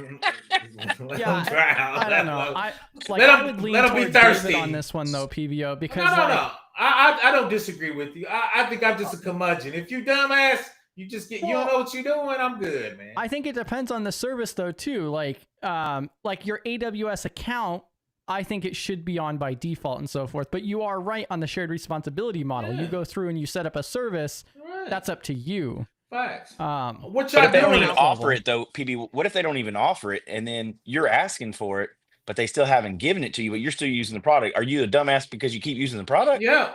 You negligent. You're negligent, right? But before we even get there, we've been talking about doing this. Part of your risk assessment, you should have all that as part of your questionnaire. Do you have MFA? Because if I can't do MFA, I'm negligent really for not doing it. So that should be part of your risk assessment. So there's actually a couple services. I just went through most of my accounts and so forth, and there's like 2 services that do not have MFA. Mm-hmm. But now, what if they allow SSO? I still think you need through what though? Through what like just through Google SSO? Yeah, if you use Google's or Azure's Microsoft or whatever else. I tell you, I was gonna say a lot of people use Facebook. A lot of people use Facebook, which I think is crazy. But a lot of people. Well, they don't read the fine print of what they're giving away, but whatever. It's for me. If you're a small company, it's not bad because you trying to roll your own is crazy too. So I was just kind of curious if that would change your mindset a little bit, like if they didn't have MFA but they allowed you to sign in with the single sign-on. For me though, no, I think you still need MFA when you're hitting certain data. I think even with SSO, I think you need MFA. You know what's funny is it's not, you're not a stereotype, but it does seem stereotypical that older generation, and I know I'm right behind you. I'm only about 10 behind you, but my point being that they say, hell no, it's my responsibility, but they need to afford you that responsibility, like give you that. If they don't ever give you that option, right? Don't you think then, like you said, you still choose to use that product, but what if you really just got to use that product? And I don't mean from a company, I'm just saying you as a person, right? Mm-hmm, mm-hmm. Then if they don't do that, what is your next step? How do you compensate the control? Speaking of auditing, like where's your compensating control? You hit it on the head. If I can't do MFA, what's my next level of mitigation? Can I do a token, right? Which is, I guess, a poor man MFA because I got to have it to get to that API or gateway. And you as a professional, okay, if I can't do X, what's my mitigating controls or my compensating controls to get me close or even higher to that level of security to accept it? But once again, that's big boy security, right? That's in this 800-53 type security. I'm on my soapbox now. But that's us knowing this, though. There's a lot of people out here in the world that don't know what we know. And we're trying to educate them through Study GRC. Boom, shout out. Anyways, shout out. But literally though, we're trying to help protect other people that don't know. So no, but too, bro, when I go to the bank says you got to do MFA if you go into your account, or you can't have an account, right? So the bank saying, we know if this AWS is the bank says for this level of data and the risk of you losing your money and suing us, we're gonna make you have that certain level. So the bank's taking responsibility. So I'm saying that's the vendor's responsibility to take. I'm not disagreeing with you there at all. Yeah, you are. You disagree. No, I'm saying if you wanted the option, would you sign a waiver to get rid of that option? Oh, yeah. Personally. Yeah. Oh, you would? Okay. But you already do that now, because when you do a risk assessment, if you can't do it right, you got to do a risk assessment saying why you got a finding, right? And saying these are your compensating control. That's the waiver, right? I mean, but we do this for real, right? In real life, right? So, as I tell people, I'm about this life, right? I'm about this life. That's what we do. You do a finding, you do your risk assessment, right? This is your POAM or your mitigated control when you do it. Some people don't think like us, though, man. We should be doing big data with big systems. So that's all I'm saying. Well, that's all I'm saying. Example, one of the 2 different accounts that doesn't even provide MFA, it doesn't have any information in it. It's literally just a service, and if it gets compromised, it gets compromised. Right, that's the level of security for the level of data classification. Yeah, but I get what he's saying. He's saying let's help him out. And I'm just tired of people, man. You ain't ready for this. If you ain't ready, you ain't ready, man.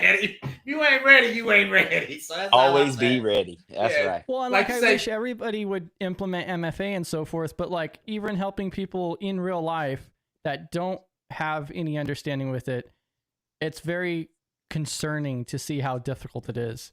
Because you literally go through, you enable MFA, you copy and paste or scan this QR code into your, authenticator app or whatever the hell. Ooh. And after they do it a few times, they start getting the hang of it, but then they go off and they get a new phone, they upgrade their phone and they don't think anything of it. And then they lose everything. I've seen that happen where they have all of their authenticator app on their device and it's gone forever because they break their phone or upgrade it or whatever else too. Once you get too old, you just out the game, man. You just pass your prime, man. So it's just not for you, man. They're not for you, man. Oh shit, that made me think of something. Yeah, I'm just saying that like there's a lot of different things that coincide with it, and yeah, it's not always a great fit. Like I'm not gonna go through all of my grandfather's accounts and force him to enable MFA on everything. Thanks. But and I'm gonna take a step back. I think really both of y'all correct. I'm just a curmudgeon, man. If you ain't ready for the game, if you ain't ready for 800-53, you're just not ready. But I get what you're saying, like you're saying, right? You're trying to help people, almost force people. All right, you telling people get in the car, and I'm gonna put your seatbelt on you, right? So I get what you're saying. People, those are those cars that remember that seatbelt that comes around over the top of you. I do. I've seen those. I remember before they had the show, it was just around your waist, so your head around would your waist, bang into the damn steering wheel, which was still back then. Boom. So now, this is my debit card. I got skimmed a few weeks ago. I had to point out the transaction. Oh, facts. Yeah, I don't use. People think I'm weird. I do not use my credit card, especially debit cards, because sometimes banks are not refunding your money if you're negligent. They push back on a lot of people. So I definitely very rarely use my debit card. Credit cards. Well, that's why most debit cards are attached to like a Visa now or whatever, if you've noticed. But I still had an old one from Navy Federal that was just all it was the Q card. You know what I mean? Yeah. And so it's just funny to think about that. Well, I use my Cash App for a lot because I don't. Yeah, the cards too. Using the virtual card options is not a bad thing either. Yeah, I just use my Cash App. I put money on it and I pay it, then it's gone, right? So I'm surprised PBO is not just like taking cash only. I'm pretty close, man. I do carry. I'm old and black. I walk around about $500 in my wallet, man. I might get robbed. Oh, God. Well, that's gonna have to be redacted now. Nah, I'm down there. Come over here. You're gonna get a lesson learned. PBO Thunder Punch. PBO's a 2A aficionado. Yeah, next week he's gonna come into the live stream all tired and everything else. He's gonna be like, "Man, they tried." Facts. I was on a run. Facts. He's gonna have two black eyes and he's gonna say, "I PPO'd them. I PPO'd them all." Facts. Oh, PBO, cash is king. Shout out to that. Especially for you. I always tell people I be hood prepping. I've been there where the power went out. So if you ain't got cash, you can't buy stuff in real life. I've seen. You better have a carton of cigarettes. You about to trade somebody. Yeah, yep. So you better have a little cash for the prepping in case you really need to buy something. Oh gosh. Down here in Florida, there's certain restaurants that are actually taking mangoes as cash because it's just cheap. They can get some good mangoes from the local area, and people are swapping them out. So they're bartering, and I freaking love it. That's cool, man. I feel like we're on The Walking Dead any time now, man. The power go out. Yeah. You see that bug zapper behind me? That thing is bad. Hey, just as long as I have some power, I got some solar power in that bug zapper. Because at nighttime, but that's when the dead's gonna get me because they're gonna hear that and come running. Come get you. But now, look, I appreciate. I really do. I like to hear everybody's opinions on things, and that was just a different insight. I mean, I've heard it before in different ways, but the way you were bringing it up, I was just trying to make sure that I was clear in saying you and me the company, and then you as your personal, not you as where you work, because that's definitely something else, right? I get what you're saying, and for me, and I think both of y'all really helped me out. I'm always thinking Fed and big stuff, man. I don't think the small company. That's the realm I live in. So if you can't handle in that realm, you just can't play in that realm. So that's kind of why I stay in that realm. PBO is heavily influenced by DoD Live. Facts, man. That's the way I think about it. Facts. So, but no, I think both of y'all correct. And I think once again, Snowflake and Google's like, yeah, we need to help you out because y'all gonna get us in trouble. PBO is just like, nah, it's on them, man. It's on them. If they don't know what they're doing. But see, that goes back to your third party, though, right, brother? When you talk about that the other day, if I didn't even know Snowflake was handling any of my S. So how is that even? That's not my fault. You did, and I'm saying me personally, like if I didn't know that, I guess technically it is if I wanted to really dig deep. You're right. It's your fault because you got skills in that level. It's your fault. Facts. But that's the thing I think the average person really don't understand. When you do these services, it's databases. And when I talk about it, you got services that are calling services on the back end. You start losing visibility at. So how do you do a risk assessment on that? And what does that look like in real life? Right. So, and two is that's why on a lot of services I use my Cash App because I get a new Cash App card every year. So it's not going to be stay busy. So if somebody hack it even if you have my number, you got to get it for the couple minutes I have money on it. Because when I put money on it, I'm using it. As soon as I get it, I'm using it for something, right? So I move money on it and I'm using it for something immediately, right? So the timing, just in time money. So JTM, just in time money, right? Sounds like a new course from PBO. But that's how I'm trying to mitigate that risk, right? Jit Yeah, jit 'em. But just talking about that. So that's kind of my thought pattern of mitigating those risks for parties using parties that I'm not aware of, right? So you got to perfectly time my card. Then hopefully in the next 3 months, I'll probably get another card anyway.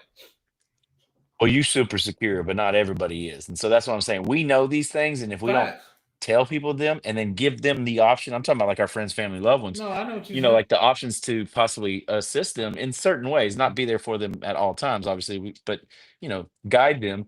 And if they still choose not to, you're right. They did the risk assessment on themselves and said, I don't need that. I don't feel like dealing with it. Okay, well, then these are the possibilities, things that might happen.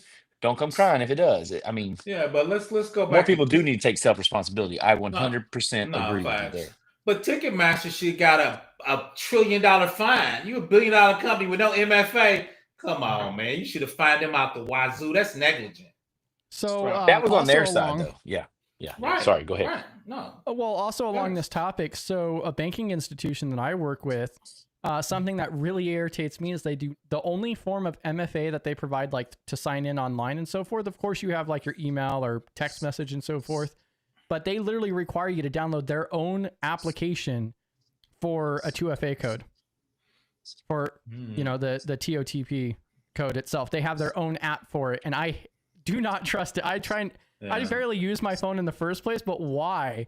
Why would they go off and make their own application for that? Like, I don't know. I don't like that. And then that's crazy. It also makes me feel like they're putting more responsibility on their side at that point. Yeah. And two is, I guess if you're $1 billion company with that skill set, that's not a bad thing. But as a bank, I wouldn't trust them. Now, if I'm JP Morgan or somebody with $1 trillion on the line, I don't know. I've talked to people who work at banks.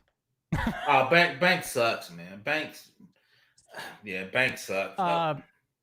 Yeah, I mean, healthcare and the financial industries just seem really rough. Well, I say banks, but when you talk about JP Morgan investment houses, they got some of the best security on the planet. Now you talk about a community bank, they in trouble. They're like a community hospital. They in trouble, right? But but two, once again, I definitely understand what both you guys are saying. I just think, especially as a company, you need to be responsible. You get the big fine. If you want to be negligent and you don't know what you're doing, there's a cost for you doing that. Right? I know. That's where I was making sure that the line was like, hey, I'm sorry, I'm here. But 100%. Those big boys and girls, you want to do with these $1 billion, but you should get fined, just like you said, a percentage, like not a 1%, but more like a 10% or 20%. Then you start hitting people's pocketbooks. That's when people start. Yeah, I think it should be 10% for 5 years. Something that's gonna hurt, man. Something that's gonna make your shareholders, like you, the whole board of directors and the whole C-suite. I gotta go, man. That was negligent. We taking everybody out, like no golden parachutes either. Damn it. I'll fax, but that's in the contract. That's in the but I get what you said. Shout out to Equifax. They fired everybody when Equifax got hacked. And all I got was 2 years of identity service, theft service. And I was right there with you, facts. Right now, my stuff's frozen. I don't know about y'all, but I freeze it right now, and then I can just quickly unfreeze it. I should freeze mine. I'm always doing something though. That's the reason why. Something tried to hit my stuff, and I was like, nope. Oh, no, you're sir. talking about freezing your credit. Yeah. Sorry. Credit. I was confused there for a moment. You could also freeze your credit card, like through a lot of the banking apps, like we were just talking about, if you really wanted to, and then make sure that you turn it back on. But if you have any type of recurring payments on it, you're gonna mess something up. Yeah, I tell you the other thing that's weird that my bank, I like it, but I don't. I was somewhere in Vegas trying to switch a ticket. They were like, "You hacked." I'm like, "No, man, that's in me. I'm trying to get on. I'm in Vegas trying to switch flights. It blocked me." I was like, "I had to use another credit card." So I was like, "Oh my god." So a lot of times you might want to call ahead. The fraud is a little too good. I'm like, it's not fraud. I'm really in Vegas. Yeah, I have to actually go into the app and then, fill out like a travel notice. Yeah, I need to start doing that. I was like panicking. I'm like, I have a mosquito flying around. You need to get the like mosquitoes up here. I saw you do that, and it reminded me of today at work. I was doing the same thing. There was something, and I was on a call with some client, and I went, and she said, "What do you?" I said, "There was a bug. Trust me, there was a bug." I'm not just over here tweaking on monsters. I'm not just tweaking it. Yeah, I'm not just clapping to lights on, lights off. Yeah, that's funny. But yeah, we gotta get more on our third party, because I think that really flows off into the third party, really. Third party to third party to third party, right? Anyways, I was talking to somebody recently about this and so forth, and third party does seem to have a lot of focal point. But what about this human firewall? What's your definition of human firewall? As in, like, spending more time and money on security awareness training, role-based training, and so forth for security, and just informing the employees themselves. The reason I feel like that's a really important factor is because a majority of these breaches are because of it. I agree with you, but when you pay people $11 an hour, they don't give a shit about security, man. Damn. Do their job or go home, man. Wow, PPO really going low on everybody. So, I mean, I don't blame you, but I worked in a couple call centers. We told them we were going to do a phishing test. We told them we was going to be on target. They sent out them target coupons. Man, they grabbed that shit up. I was like, which I don't blame them, man. They not paid enough, so that's something they really like. Well, and then this circles back to this whole zero trust thing that you did. So the 1835. So that's our job to put those in there. So once again, like David said, we put protection around them to help them, right? So they don't have to really worry about phishing or those type of attacks because. So like protections to help them, like MFA. No, MFA, no. Yeah. Oh, that's a good point. Yes. Hey, just curious there, PPO. No, that's a good point. There's a certain AI company that I was helping out with, and they created their own zero trust, like a little application, basically, where they weren't trusted, number one, and then two people had to basically vouch for who they were. Oh, that's cool. Yeah, it was. Yeah, so I mean, for employment. No. Like just to get to dev or whatever they're trying to get to, and then it was like a 4-hour timer that they were allowed to be in there. Yeah, and then they had to ask for permission again. That's just in time. That's just in time security. Well, I mean, but to get in, there was zero trust, they're it's what do they call it? Security in depth. Yeah, because for us, if you're gonna do work in production, you have to put it in the system, and your manager says PBO gets to work in, like you said, boom. 4 hours and lunch, you have to come back and do it again. I don't remember exactly which NIST document it was, but one of the NIST publications was talking about like for data backups and so forth. Like for your data backups, you should have like not a single person should have access to your backups. You should have 3 different individuals that you would need in order to insert their keys basically to access. We thought about that. That's for sensitive information and so forth, but still. Like if you're working for financial records or, like really sensitive stuff, then, Well, but if you could track all that, I mean, I guess if you track it, then it's after the fact. I get that, but you should still log it regardless. But if anyway, segregation of duties, I got you, Chris. Yeah. But I guess for me, one thing better is can we at least encrypt? Most people weren't even encrypting their backups. So if the bad guys got backups, it wasn't even encrypted. So before we get to Chris, can we encrypt it before we even get there? Well, what are they doing by default nowadays? Encrypting at rest. Backups. I see a lot of people struggling. Well, I'll take that back. If you're in the cloud, once again, you get a lot of that stuff out the box. It kind of helps you. And back to Chris is the MFAs. Yeah, you need. If the company wants them to have it, they should put it in. Yeah. Well, and so this NIST document that you covered, which I dropped the video that PBO did the other day, regarding this 1835, which I'm going to have to like look into it and understand why they did 1835. I started off, if you look in there, they talk about why they did it. Okay. Yeah, but long story short is most of the NIST documents are theoretical.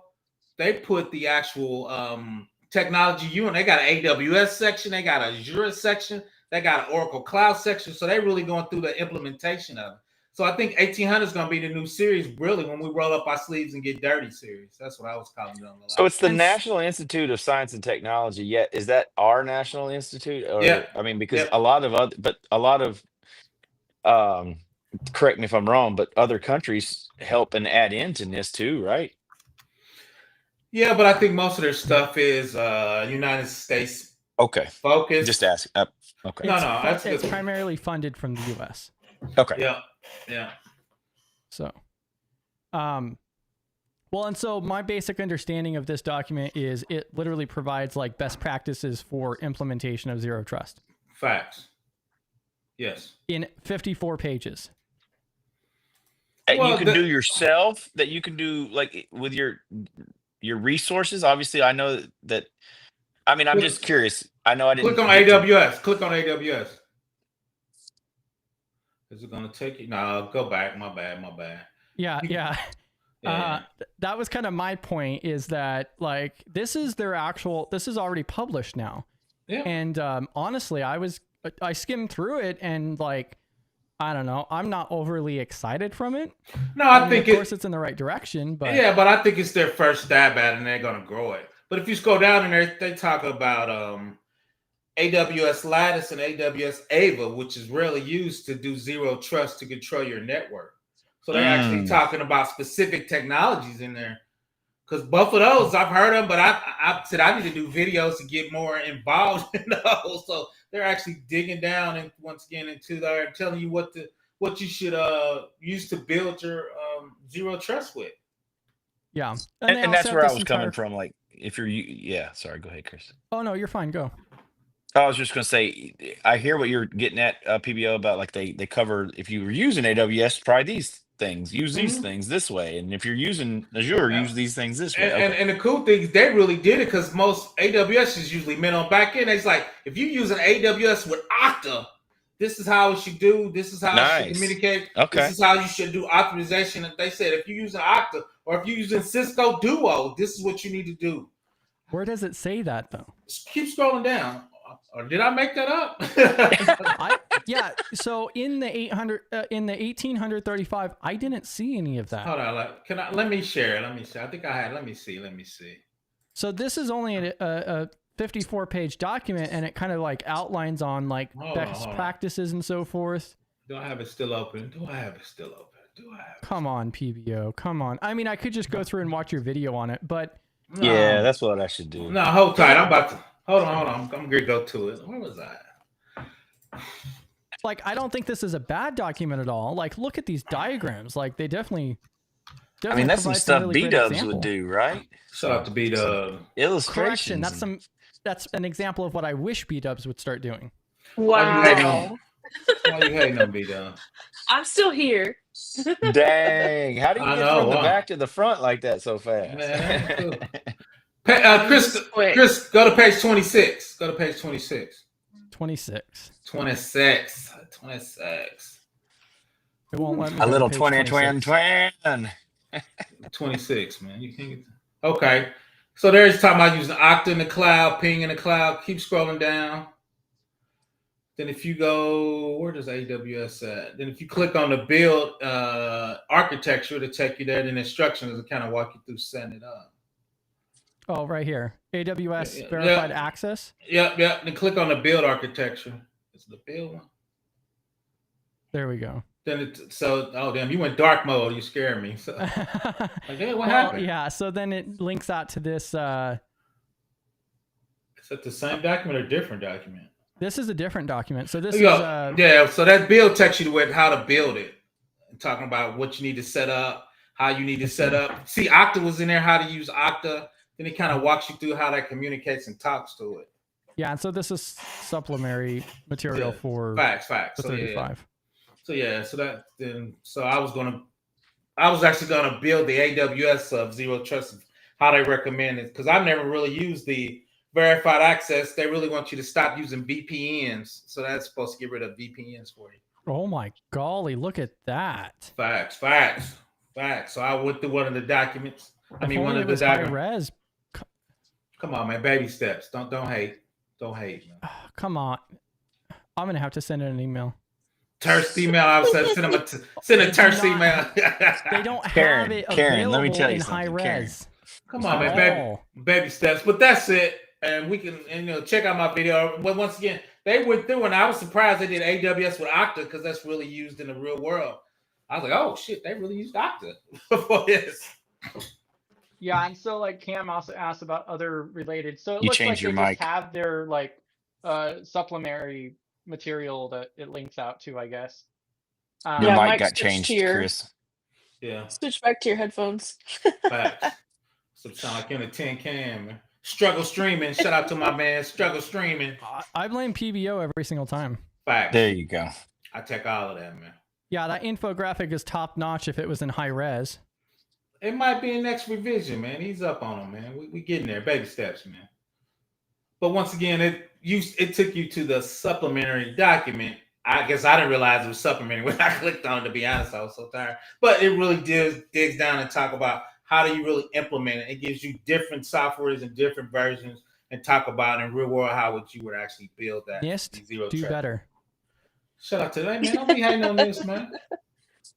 Where's CIS stuff at? Where's ISO stuff at, man? Stop hating on that. I hear that. I'm not gonna go down ISO. Where's the ISO stuff at? CIS does have some wonderful graphics and some really great tools though too that are freely available. They ain't got no zero trust like us. Like I'm really part of this, like us. They do have an entire thing. Shout out to Kendrick Lamar. They're not like us. Shout out to Kendrick Lamar. They're not like us. They're not like us. And everything else, but I'm just saying, our tax dollars are for these graphics here, and yet they can't even provide a high res on the page that's supposed to help it's you. It's coming out in version 2 in 2026. It's coming. Yes, because of my comments, my heavily worded email I'm going to send to them. Because there's not even a way to Chris, download it. Back up one, back up in your browser one, and click on the other hyperlink on the right. Oh, go back to that page, whatever. 26, 27. I'm just curious. There was one more hyperlink on the right. Far right? Oh, I know what you're talking about. Yeah, so here's the AWS one, and then E4B5. Yeah, if you click on that one, isn't that different? That's not the one you just clicked on, was it? Oh, is it the same thing? The same thing, I think. No, it's different. Oh, you're right. It is different. Oh, this is just. Oh, wait. Wow. Ooh. Ah. So there's a lot. They got a lot of stuff in there. Chris worried about the graphics. Come on, man. Well, this is. I really like this because I can show this to a couple clients and say, "Hey, to help possibly improve your security posture." Facts. Yeah, I think this is great. I think it's awesome. Tell them to come to the NIST side. As soon as they upload high-res graphics, because I love the graphics. Tell them to come over to the 800. Don't go to CSF. Don't go to CIS. Chris, they want you to be in light mode. That's when the graphics look better. That's what they told me. I know. I thought something happened when it went dark mode. I'm like, what the hell happened? PBO's blind. I was already telling people to message NIST about making the main site dark mode. PBO thought he went blind.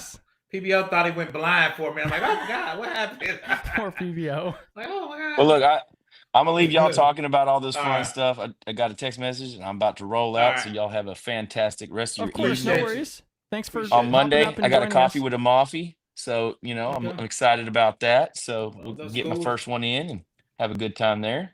PBO's here, so we'll probably be still streaming in the morning when you get up. No, PBO about to go to bed. That walk almost killed me. PBO about to go to bed. I don't know how Chris wakes up at 4:30. Well, shoot, that's 3:30 then, I guess. I don't even know what time it is because somebody's lying to me. Between 2:30 and 4 typically.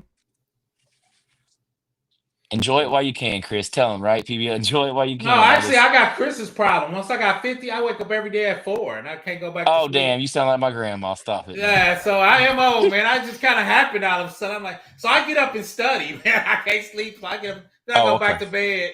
Then I'll be missing meetings in the morning. All right, before you dip out and everything else, final remarks or otherwise, because we are coming up to the 2-hour mark already, and David's on his way out.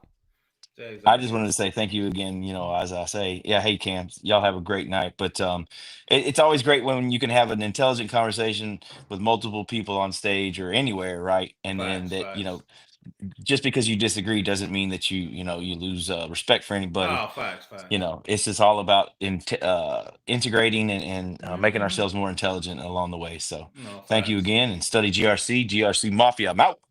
GRC Mafia. And shout out to him and you. Yeah, I think basically both of y'all correct. I just don't want to give in on that. I'm just being hard. I just don't want to give in. You mean like AI hallucinations being part of GRCs? Nope, I did. I talked to ChatGPT told me I was correct. So that's what ChatGPT told me I was correct. So of course ChatGPT is going to side with you. Facts. And I talked to two of my bosses. I'm about to get my boss on here. He agreed with me. My boss is like, because he didn't want to have to deal with it either. Facts. That's what he said. He said, he's like, and that's what I'm saying. He's like, I don't have the manpower or the talent to do that. Why would I take that on? I was like, my young homies think they want to take it on. He goes, not on my dollar. He's not. Last call for the badge, everybody. Final remarks, B-Dubs. I know you were still hiding in the background the whole time. Shout out to B-Dubs. Yeah, I was just enjoying listening to y'all argue the whole time. That's fun. I do come out like I'm arguing, but it's not an argument now. But shout out to it's not arguing, it's passion. Oh yeah, I do. Yeah, shout out on me on my soapbox. Shout out to the soapbox. Yeah, I was just listening to PBO on his soapbox all evening. I've been here. Yep, we'll see you in the back. Yeah, we're gonna have to get together and do the part B to the Zero Trust, man. Get B-Dubs up there with the Zero Trust. Can we do it earlier than your 9 p.m. Eastern? We could do it tomorrow. You want to do it at the 12 tomorrow? I said we. Are we going 12 tomorrow? Yeah, 12 o'clock Eastern. Just let me know whenever you're ready, man. I'm anytime. Oh, gosh. PBO's ready to go. Well, you saw I was pulling up the 1800 with the low-res document, the low-res images you don't like.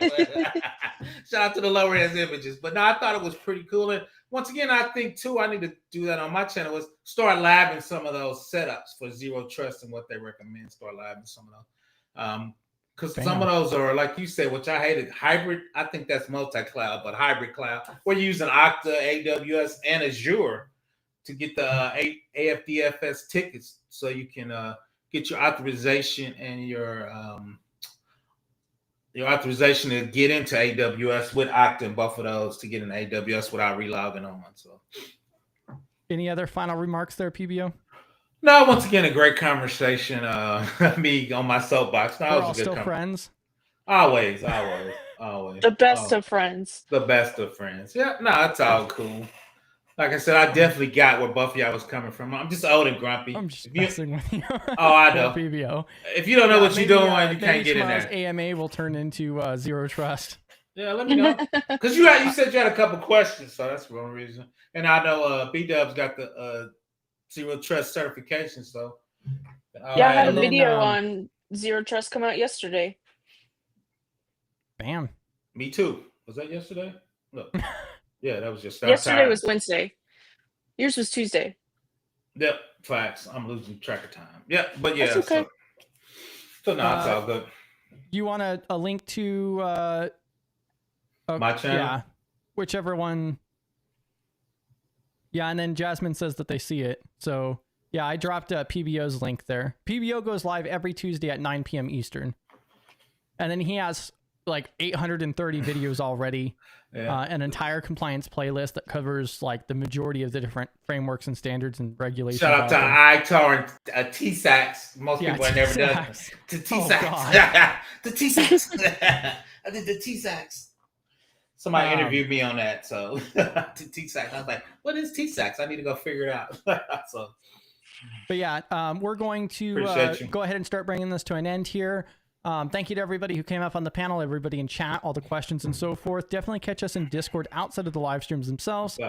Tomorrow we also have our AMA open stage. So every Friday at 11 a.m. Central Time, we go live as well with an open stage and just open discussion as well for about an hour. And then our primary sessions are these Thursdays. Next week, we have our job readiness and group resume review. So if you guys would like to go through and submit your redacted resume, you can do so through our contact form on our website. And then it'll go ahead and throw it into the poll. As long as it's redacted, we'll go ahead and show that on screen and get other people's input and so forth on your resume itself, along with whatever job readiness type of stuff that we come up with or you guys have questions for and so forth.